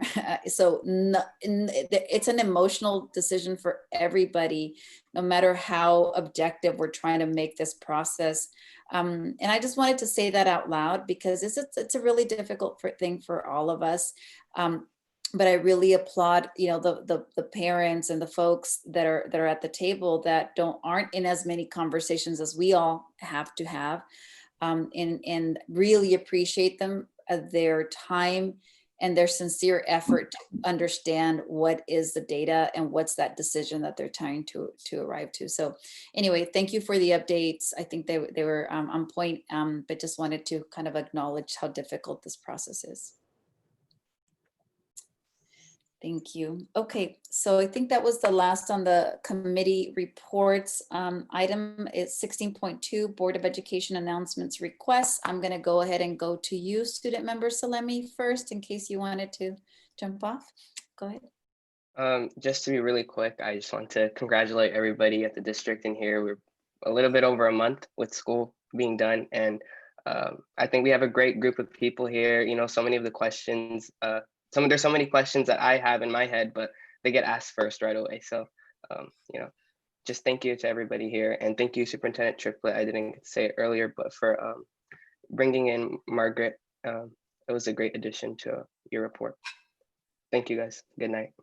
Thank you. Good night. And sorry, I was going to call you student member Wynn. Member Wynn. Oh, thank you. I still look yes, youthful. No, I just had a wonderful last 2 weeks. Got to spend a lot of time with our nutrition team and passing out lunches at the different school sites with Member Rodriguez, and then also being able to attend so many virtual back to school night sessions. That is the definite upside of this whole distance learning thing and remote learning and remote meetings, is that we can pop in and be a part of, all of the classes, and then also just to experience the different back to school nights with the different sites and the different teachers, and being able to experience their students and how well they are adjusting. And just wanted to say a big shout out to Miss Denise Wynn. She had 100% participation in her class, and that's awesome. So, and she's doing a wonderful job. Thank you. Member Zhang? Also, I was happy to participate in the back to school night for both BGP and BGI. And for BGP, I happened to drop into, I think, Mrs. Jenny Chang's session about second grade math at BGP. And the interesting thing about, they talk about how to do addition and subtraction in second grade, for second grade math. And it looks like they got more and more innovative methods about doing addition, because what we learned on the second grade is you do the vertical form, you add the digits together and you plus one to the next digit. I think they got some, in addition to the vertical form, they have some whatever compensate form, and then whatever compensate or component form. There are 5 or 6 different ways to do addition, to do double digit, triple digit addition. So I think that's fun. And I do have a request as a board member. You know, we talk about our budget situation quite a bit, but I think there's one thing that one big component that I want to bring in, so for us to know the overall challenge and bigger picture of our budgetary problem. That is, what were we going to decide on the formula we borrow from the Fund 17? Did the board ever have a resolution that's saying that we have to pay back the entire formula back to the Russian fund? Or are we paying back a fraction of that fund, or are we not paying any money back to the Russian fund? If there is a resolution, or if there is a plan, yeah, what will be the timeline? What is our plan? If there's no resolution, maybe we should bring back, and that this board will decide how are we going to proceed with that formula, or what is the expectation from the county Figma regarding that formula? Because that formula, potential formula paying back to the Fund 17, that can have a big impact on our budgetary situation. Let's see if I got the other 2 board members to knock on that. So I do hope that we can bring this back to the board meeting as soon as possible. So we really, let's just clear it out. Are we paying back, or no plan to paying back, or don't need to pay back or something? I think that's a great question, Member Zhang, and I would absolutely support that. And also I do have a request before I interrupt President Martinez. I would like to request or ask that either board member Zhang and President Martinez, if you both would like to join me in help distribute lunches for the next month while Member Rodriguez will be out. Sure. Great. Thank you. Thank you, Member Nguyen and Member Zhang. So yes, lots of really good stuff, a lot of back to school activity. It is different. And I think every school's done the best they can to really just make sure that there's those connection points. So I think that that's been really great. Today I'm wearing my my Mexican shirt. This is a really important couple of days for Latin America. A good 8 to 10 countries, including Mexico and some in Central and South America, celebrate their Independence Day either on the 15th or on the 16th. And this is really the beginning of Hispanic Heritage Month. So, I think it's just, again, so much richness. We saw it in the tiles of our Zoom today. So just wanted to celebrate that, and so that we were all aware of these are really important moments for a good segment of our community. I don't even know how to, I'm trying to find the words, Superintendent Triplett, when you mentioned 182 students below where we were in terms of our budget projection. It's a huge number when you multiply it by, as round up to 10K, per child from a budget impact. So I think, it's a broader maybe brush, not only to Member Zhang's question. Maybe it's it's a little bit more of a comprehensive view that the borrowing item is one line item, but it's also the huge potential impact of this significant declining of our projected enrollment. I think we need to understand that as soon as possible. I'd love to understand if we think about the segment, are we most impacted in elementary, at a junior high, at a high school level? I think that would be great if we could get that visibility. So I hope that my fellow board members agree that that's part of that, the view that we'd need to see the complete picture, if you will. And then finally, I do have a request, and member, when you mentioned this, we've walked all of the campuses in the last several weeks, and this is something that I'd asked for, and there was an update given last year with regards to MOT, which is what is the process that is being utilized to understand what are all the needs that are being highlighted at a school level to the MO district's group, if you will. How are we tracking progress against those? And I'd like to not just get a verbal. I'd like to see the system to be fully transparent. And I think both of you were already on the board last year when we saw, and it was just a bunch of a huge list with with lots of items saying in progress. For how long? When will it be done? I think it's important that we understand, again, are we ahead? Are we behind? What do we need to get caught up? Is it a funding? Is it a man resource? What is it? So those are, I know I'm throwing a lot of questions at you, Superintendent. I'm not quite sure, that I have clarity in terms of what it needs to look like.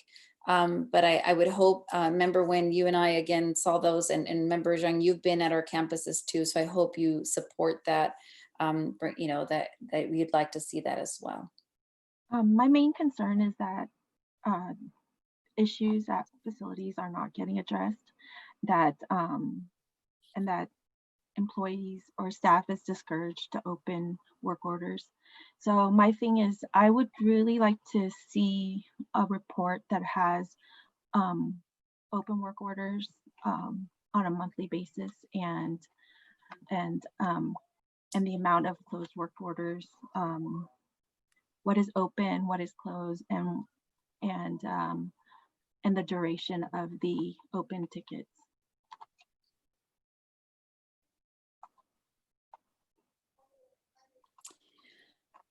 Okay, and with that, we will bring it back to you. Item 17.1, your concluding remarks, Superintendent Triplett. Great.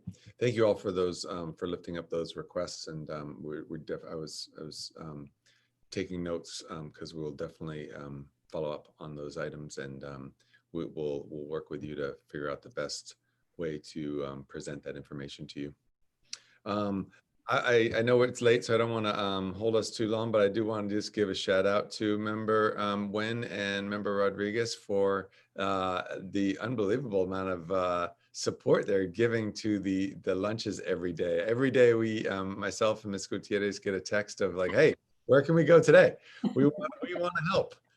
It's really tremendous. And then just the number, the volume of lunches that you both have been distributing, and it's really amazing. So thank you so much for putting in all that time. It really reflects your care and your love for the community. And then I did want to also just give another shout out to student member Salemi, and just his amazing leadership in driving the work that we saw tonight and the resolution that we saw tonight. It's just it just leaves me so hopeful to see all of these young people involved in this kind of thing. So For sure. It's awesome. And no, I do not get the thanks. The thanks goes to the staff. They are working so hard. Member Rodriguez and I just have so much fun, and that's the highlight of my days, especially the last couple of weeks. It's a definite respite to be able to go out and enjoy some fun time with our staff. So it's much appreciated. Their work is much appreciated. Thank you. Okay. And with that, we move to adjournment. May I have a motion and a second to adjourn, please? I move to adjourn the meeting. Thank you. I second. Thank you. And Member Zhang, how do you vote? Yes. Member Nguyen? Yes. Okay. And my vote is yes as well. Thank you so much. A great meeting. Thanks for all of your efforts, all of staff, and Superintendent Triplett, Ms. Gutierrez. Thank you for keeping us in line. And everyone have a good night. Have a good night. Thanks, everybody. Bye. Good night, everybody. Good night, everyone.